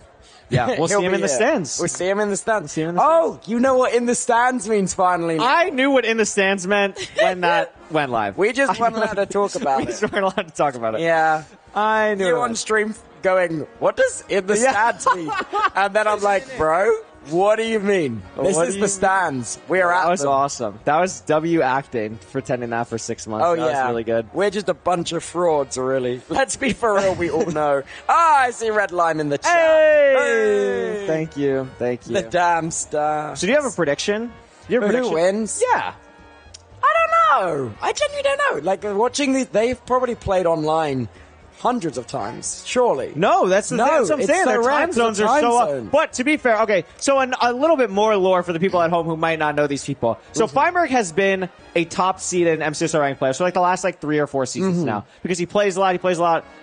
Is obviously really good, like as we mentioned. Hack's also really, really good, but doesn't play as much as Feinberg. Kind of has is in school, doesn't stream full time, yada, yada, yada. So Feinberg has just kind of made it a tradition at this point. When the picks come around for who am I going to play in the MCSR ranked playoffs, I'm just going to pick Hacks because it's funny. It's kind of how it's done. And that's what happened in Season 7. I believe that's what happened in Season 8 and 9. I'm not 100% positive. Maybe, I think he picked him twice. So maybe one of those seasons they just met in another round. But it is just, they have matched all the time. So they don't play that much in ladder, but in a playoff setting, they actually do play a lot because Feinberg just likes picking Hacks. And then when those matches happen, Hacks has always won. Yeah. That's a little tough. Panky's down there. Just saw him. Hey. It's amazing. MIDOFFS 2 participant. MIDOFFS 2 participant. He made it. Made it to the stands. To the show match. He made it to the show match. To the show match. Yeah, there's so much Minecraft stuff happening here. It's just been absolutely. Insane. There's so much. It's so cool. In this arena, but also at TwitchCon. I mean, it's just been unreal, the amount of Minecraft stuff happening. Bless you. It's been an amazing day. Been an absolutely amazing day. I was holding in that sneeze for 30 minutes.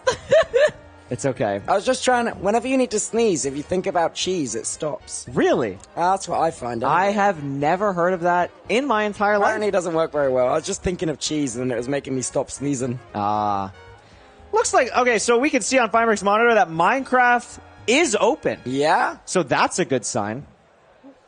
Not sure what the keyboard mouse setup is for these runners, but the headsets are on. Oh, we get a nice A nice Oh, move yeah. there. Oh, this is the same, like, yeah, we're going to see all the things. You see the goats. They've done so much. I like the chicken. Yeah. This guy's scary. I don't like him. Am I allowed to say that? He's too scary for me. He's too scary for me. No, he's cool. He's really cool. Loki, but why aren't his guts hanging out? No. You know, because he's like in two pieces. Rated Whereas E for everyone or guts something like that. are in everyone. They are for everyone. That is true. That is true. No, he's a little scary for me. I actually walked by him for the first time and I was like, I'm just not going to look at you anymore. It kind of freaked me out. I'm not going to lie. I'm a little bit of a giant baby. Minecraft gets closer and closer to a horror game. Bro, every update. Speedrunning is a horror game. Like, it's actually crazy. That's fair. Seriously, Like a horror game. SP in that creeper. Horror Yes, game. Where'd actually that come terrifying. from? Where'd that come from? I've gotten jump scared so bad. Like, one of my craziest clips is like getting jump scared. I go back through my portal into the nether and there's a creeper in my portal. I have to like jump into lava. It's just a disaster. Oh, just an absolute what disaster. you gonna do? What you gonna do? That's a doozy. There's been so many scary things that happen, and also just like Minecraft, it can be a lot scary, but it can be it's like a good scary. Like I'm not really a horror guy, but like I appreciate it when it happens in this game. Oh, absolutely. I think we should be getting ready to go. I hope so. Very soon. Yeah. Yeah. It's We're been a good day. we're on a strict schedule. We are on a strict schedule, so I mean we're doing good. We're on a strict schedule both ways. Yeah. Can't end early, can't end late. Can't end early, can't end late because Minecraft Live is only 28 minutes. Come on, give me a prediction. Give me something. Prediction. I gave you the Witherby. The Witherby. I gave you the Witherby. Give me something. What could I think they're going to announce in Minecraft? Because it's also hard because you can't say something that they actually might announce. Yeah. So you have to like really go out off the rails. Maybe, I don't know, maybe like new flowers. You know what I want? Actually, this is something I talked about on stream. I want like more special animal variants. Like I want to go through, like, you know how there's so many horse variants? The Savannah goat. Yeah, and I know we just started doing that, which is really cool, but like I want to do that with more animals. I want more. I want a Savannah goat. I want like other just crazy stuff. Maybe more village types as well. Like we've had the same villagers for a while. We've had jungle and swamp villagers, but not jungle and swamp villages. I'd always love to see that. I mean, it's been a while, but that would be pretty cool. So I don't know. I would like them to maybe update the witch's hut. I think that would Witch's be hut. really That cool. could be a cool one. I yeah. would like you said swamp biome and it made me think. I think the witch's hut needs some love. Yeah, I think so. many other structures in the game have had love shown. Yeah, I think mentioning on that topic, I'd love to see maybe some updated fortress stuff. I think the bastions, in my opinion, obviously I'm biased, I'm a speedrunner, but like I think the bastions are the coolest structure in the game because they were the first. Besides like the mansion, they were the first like mega structure. Yeah. I see that. I think they're really cool, and they're just so unique in the routing and how you're supposed to play them, and it's actually so cool. It's just so cool. Okay, we've talked enough. Why don't we watch Feinberg and Hacks head-to-head MIDOFFS live show match? Let's send it in. Really exciting to see how these runners are going to do here. Excited to see. It's going to be awesome. Yeah. It's going to be absolutely awesome. Oh, it really is. No matter what happens, I think this is also cool that we get to do this after MIDOFFS because you get to see what separates the student from the coach. True. Wait, it's really cool. It's like, okay, you've watched the kids play. Now the grown-ups are at the table. Yeah, right. You know? Alrighty. Show us how it's done. MIDOFFS at night. If this run is slower than Johnny's 10:04, I'll be upset. That would be actually really fun. If Johnny ends up being the fastest, Johnny would hold that above them. Listen, forever. Feinberg, Hacks. Oh my gosh, it's Evo versus Rapchu. Wait. You guys have to be faster than 10:04. This is awesome. I mean, look at the stats for these runners. The average time for both of them, absolutely absurd. Yeah. Feinberg's personal best of 6:08. Village seed here, not the fastest village seed, but we can see a very similar thought process to how they tell their students to play, grabbing those 2 logs and then heading to the blacksmith. That is not a good blacksmith chest, that one. No, and there's 2. Oh, that'll be why. We need to kill Gollum, though. There's also something I want to point out because we don't see this in MIDOFFS. Fox is playing in a different language here than English because of search crafting. So search crafting is a very important thing at a high level, and we're seeing that here with Hacks. This is also an absurd ruined portal here. What the hell? In the village, yeah, I might have no, I did see the chest, but this is really awkward. Feinberg not heading towards it. Maybe even get a tree first here before dealing with this. Also a desert temple. Desert He's Temple. doing every structure in one overworld. Fine is very tempted to go to the Desert Temple, but I don't think he's going to do just that. I think we are going to be entering here, or at least trying to enter. We do have to kill the golem. This is not a fast seed, Tubbo. Johnny could very easily have the fastest seed today. No, don't say that. This is not a fast overworld. This is not a fast overworld by any means. Oh, geez, that's so stressful. It is, and Johnny would be so... They must be feeling the pressure for sure. Yeah, exactly. Exactly. Going to see Feinberg grab some beds here. I also want to point out that Hax grabbed a bell from the village, which is used as a distraction block. So that is no way. I didn't know that's the bell really could be cool. used Yes, for you can distraction. have that bell in your inventory for that later on in this if necessary.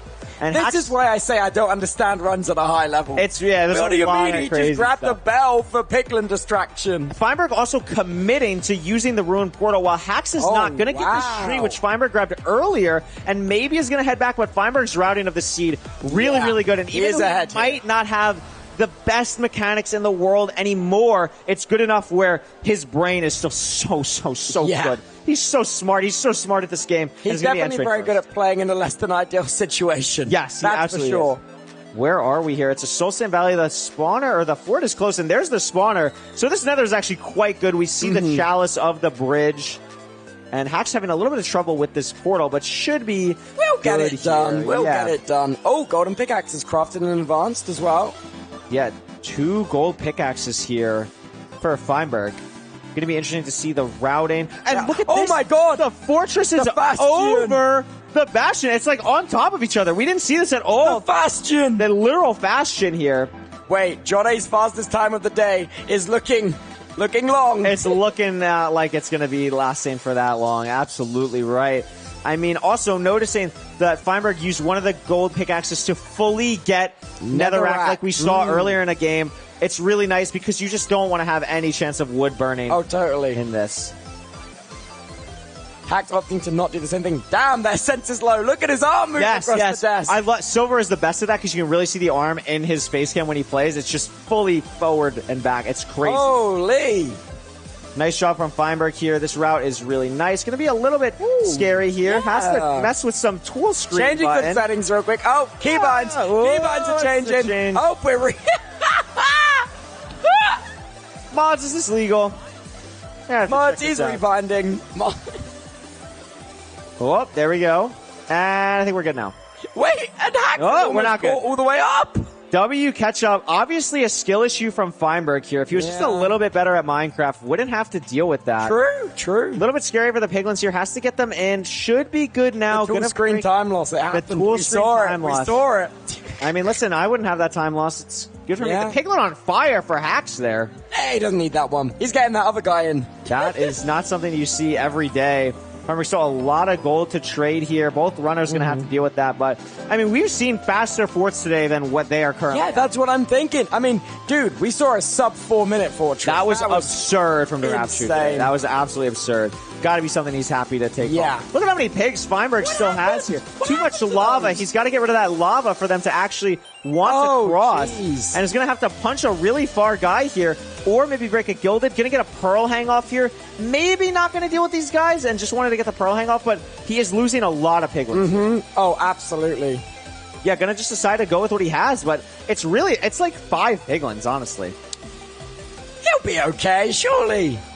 Gonna be fine. Gonna get the pre-craft out for Hacks, crafting 2 beds because you always want to have the opportunity to go for a double blaze bed. Absolutely. But the inventories is really what I want to focus on here. The difference between mid-off inventories and top-level inventories is a night and day difference, and I think that's what really separates. Whoa, and the pearl hang out. And really nice pearl hang. The fortress. Really nice job lowering render as well.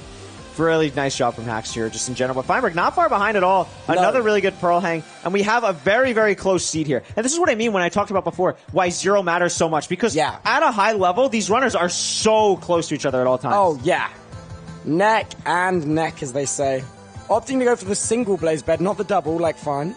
Yeah, I mean, that's actually really interesting to me because maybe Hacks is worried about 0 on a setup that's not comfortable with his own. But Feinberg, I mean, had the 2 beds from the village. True. Clean spawner from both of them. Cleared it out really nicely. And the use of blocks here to not fully waste time. Only get the blocks out in the back that are really, really necessary here. Really, really nice from both runners. Yeah, both on one rod. I think Hacks maybe has slightly more trades. That probably because of the picks. Yeah, and look at this. Feinberg has so much extra gold from the Bastion. Hax is almost certainly going to have a similar amount as well. At a high level, people really, really like keeping as much gold as possible. We see Hax has 50 because you're able to make golden apples, you're able to make pickaxes for this endgame, and it's just going to be a ridiculously lightning fast endgame. Honestly, the biggest difference from mid-offs to a highest level is like the second half of the run from basically leaving Bastion to like ending the game. That is the biggest difference. They're so fast. It's just, I'm gagged. This is crazy. It's crazy. It's absolutely crazy. Absolutely nuts. Feinberg's done a great job so far. Both measuring at the same time. Both on, actually Feinberg has, no, they're both on the same rod count actually. Yeah. So it's very, very even between them, even still. But the thing to watch out for here is the golden apples for Feinberg. That is huge. Where'd he get those from? He had apples in the village, yeah. Oh my gosh. Actually, I think Hacks can craft them. Hacks can craft them as well. Probably going to do so. There they are now. And that's why having so much extra gold from a Bastion is nice. That's why Bridge is really loved at a high level. I think Axe is out. I think that was enough. Maybe it needs one more. Yeah, is out. They're both going to the same court. Ah, the Skellington's trolling. This is going to be looking for where their Ninja Rain bot is. Feinberg may be out a little bit earlier, but a worse Pearl. But is actually at the courts now. Whoa, oh my really god. nice. A 720 stronghold here really for good Feinberg. to beat John A. Looking really good to beat John A. The preemptive here is going to be what we're going to be watching out for. We want to see either a 50% spike or a Y spike here. There's the 50% spike. Looking really good for Feinberg. This looks like a pretty straightforward I Spy. Oh my god. Both I Spied. I think the nav for both is pretty straightforward. Hax is going a completely different direction. Yeah. Maybe not getting the same spike that Feinberg did, but Feinberg's direction doesn't look amazing. Wait. This could be make or break. Yeah, I mean, this is what I said earlier. Like Hax, when Max played, like Hax is really, really good at preemptive and not pushing directions he's not comfortable with. So really going to try and find a spike here that he likes. Feinberg still has so much food here because of the golden apples. Both runners looking really, really solid here, but they have to find the spike. That's a good one. It looks like a really good spike for Hax. Still trying to make sure that it's the right one. Actually, it could be a zombie spawner. Could be a zombie spawner. That is true. I'm not sure if that setting is turned off or not for these games, so it absolutely could be. Hax really likes the spike, trying to find a way to get there. Another hidden? Maybe? No? Nothing for these runners yet, and the stronghold trolling! John A! John A is going to have the fastest time if they don't. Oh, there's a mine shaft! Within 30 seconds. This I like a lot for Hax. This I think is a new section of the stronghold. I really like this. There's the mine shaft. Both going lower. Feinberg in a different spot.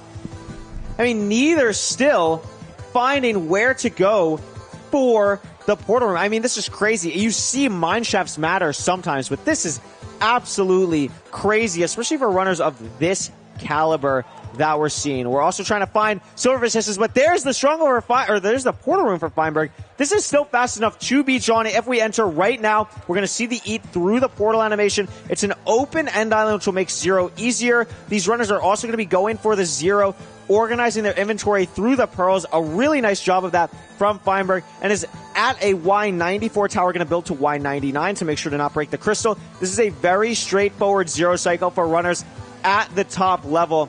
And Feinberg with a clean first bed, going to get a really nice double bed off, and going to go for one more, and it is going to kill the dragon.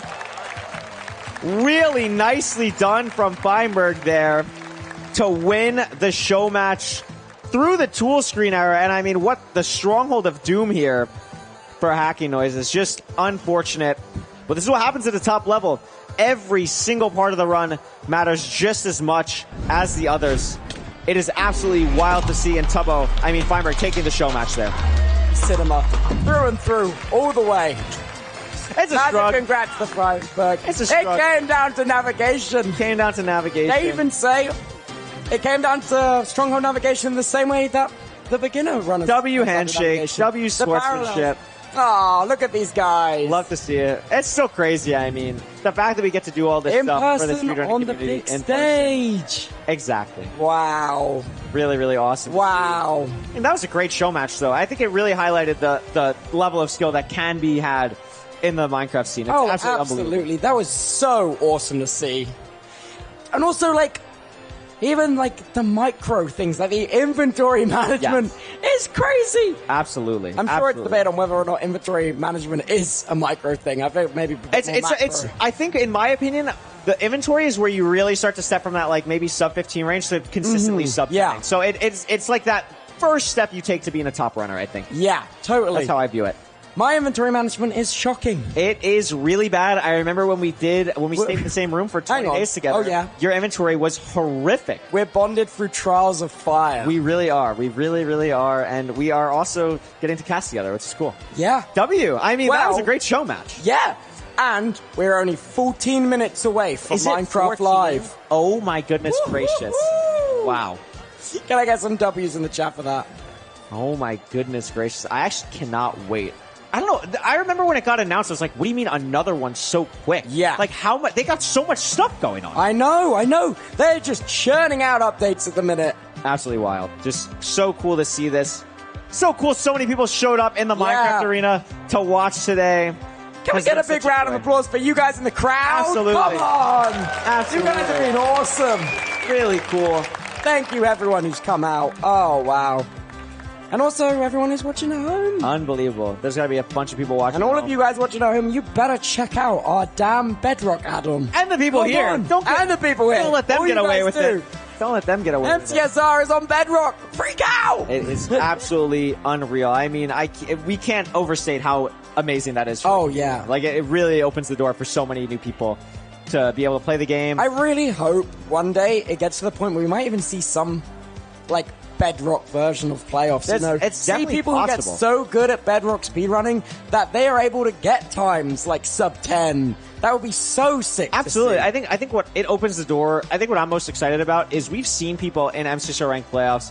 I'm going to shout out our runner EDCR, who's actually the defending champion right now. Just won season 10 just playoffs. won season. EDCR has so only played Minecraft or Minecraft speedrunning for like 2 years. Has gotten into it like very, very recently. Went from like rank nothing to rank 1 in like less than a year. 2 years. I think it's like 270 days or something that he did. It's just absolutely unreal. So you can download, and again, the practice one's for free. Practice one's for free. The practice mode is totally free. You can nurse every single skill from clearing out the blaze spawner, from doing the nether portal in the lava, learning bastions, everything. Yeah, learning literally bastions, everything. The end splits and as well. Everything. Oh my like being able to do that, and you can be the next EDCR. Like that's possible. Yeah. You put the time in, anything is possible. Truly, it's so sick to see. It is really awesome. Well, I think I'm Tubbo. probably gonna go. Well, go away.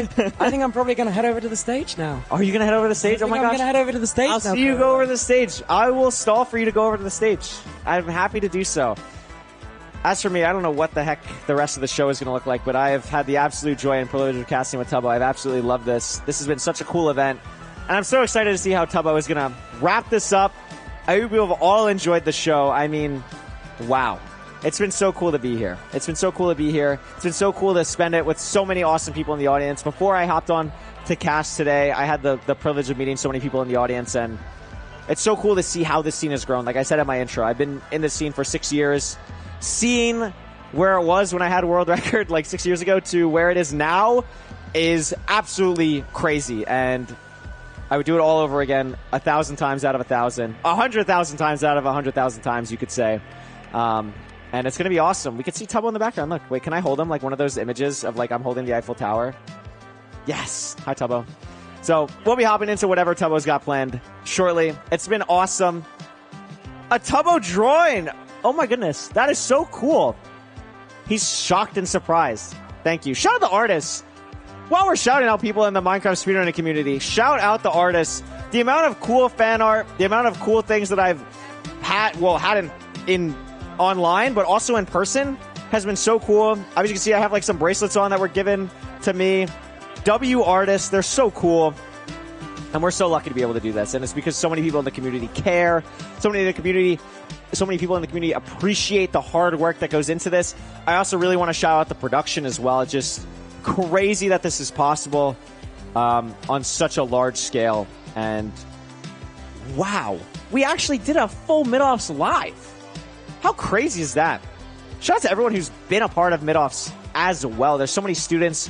Every time that one of these happens has been unreal. And I think we're ready to pass over to Tubbo. Tubbo, take it away. Oh my gosh. Dude. This is it, guys. Minecraft Live is minutes away. Who's excited to see what new stuff is coming out? Oh my god, I couldn't be more excited to hear what new features are coming to the game that I love. And I know I've already said this, but can I get one final round of applause for how much of an incredible crowd you have been? And also all the people working behind the scenes, all the people who did art and graphics and made today's show possible. Thank you.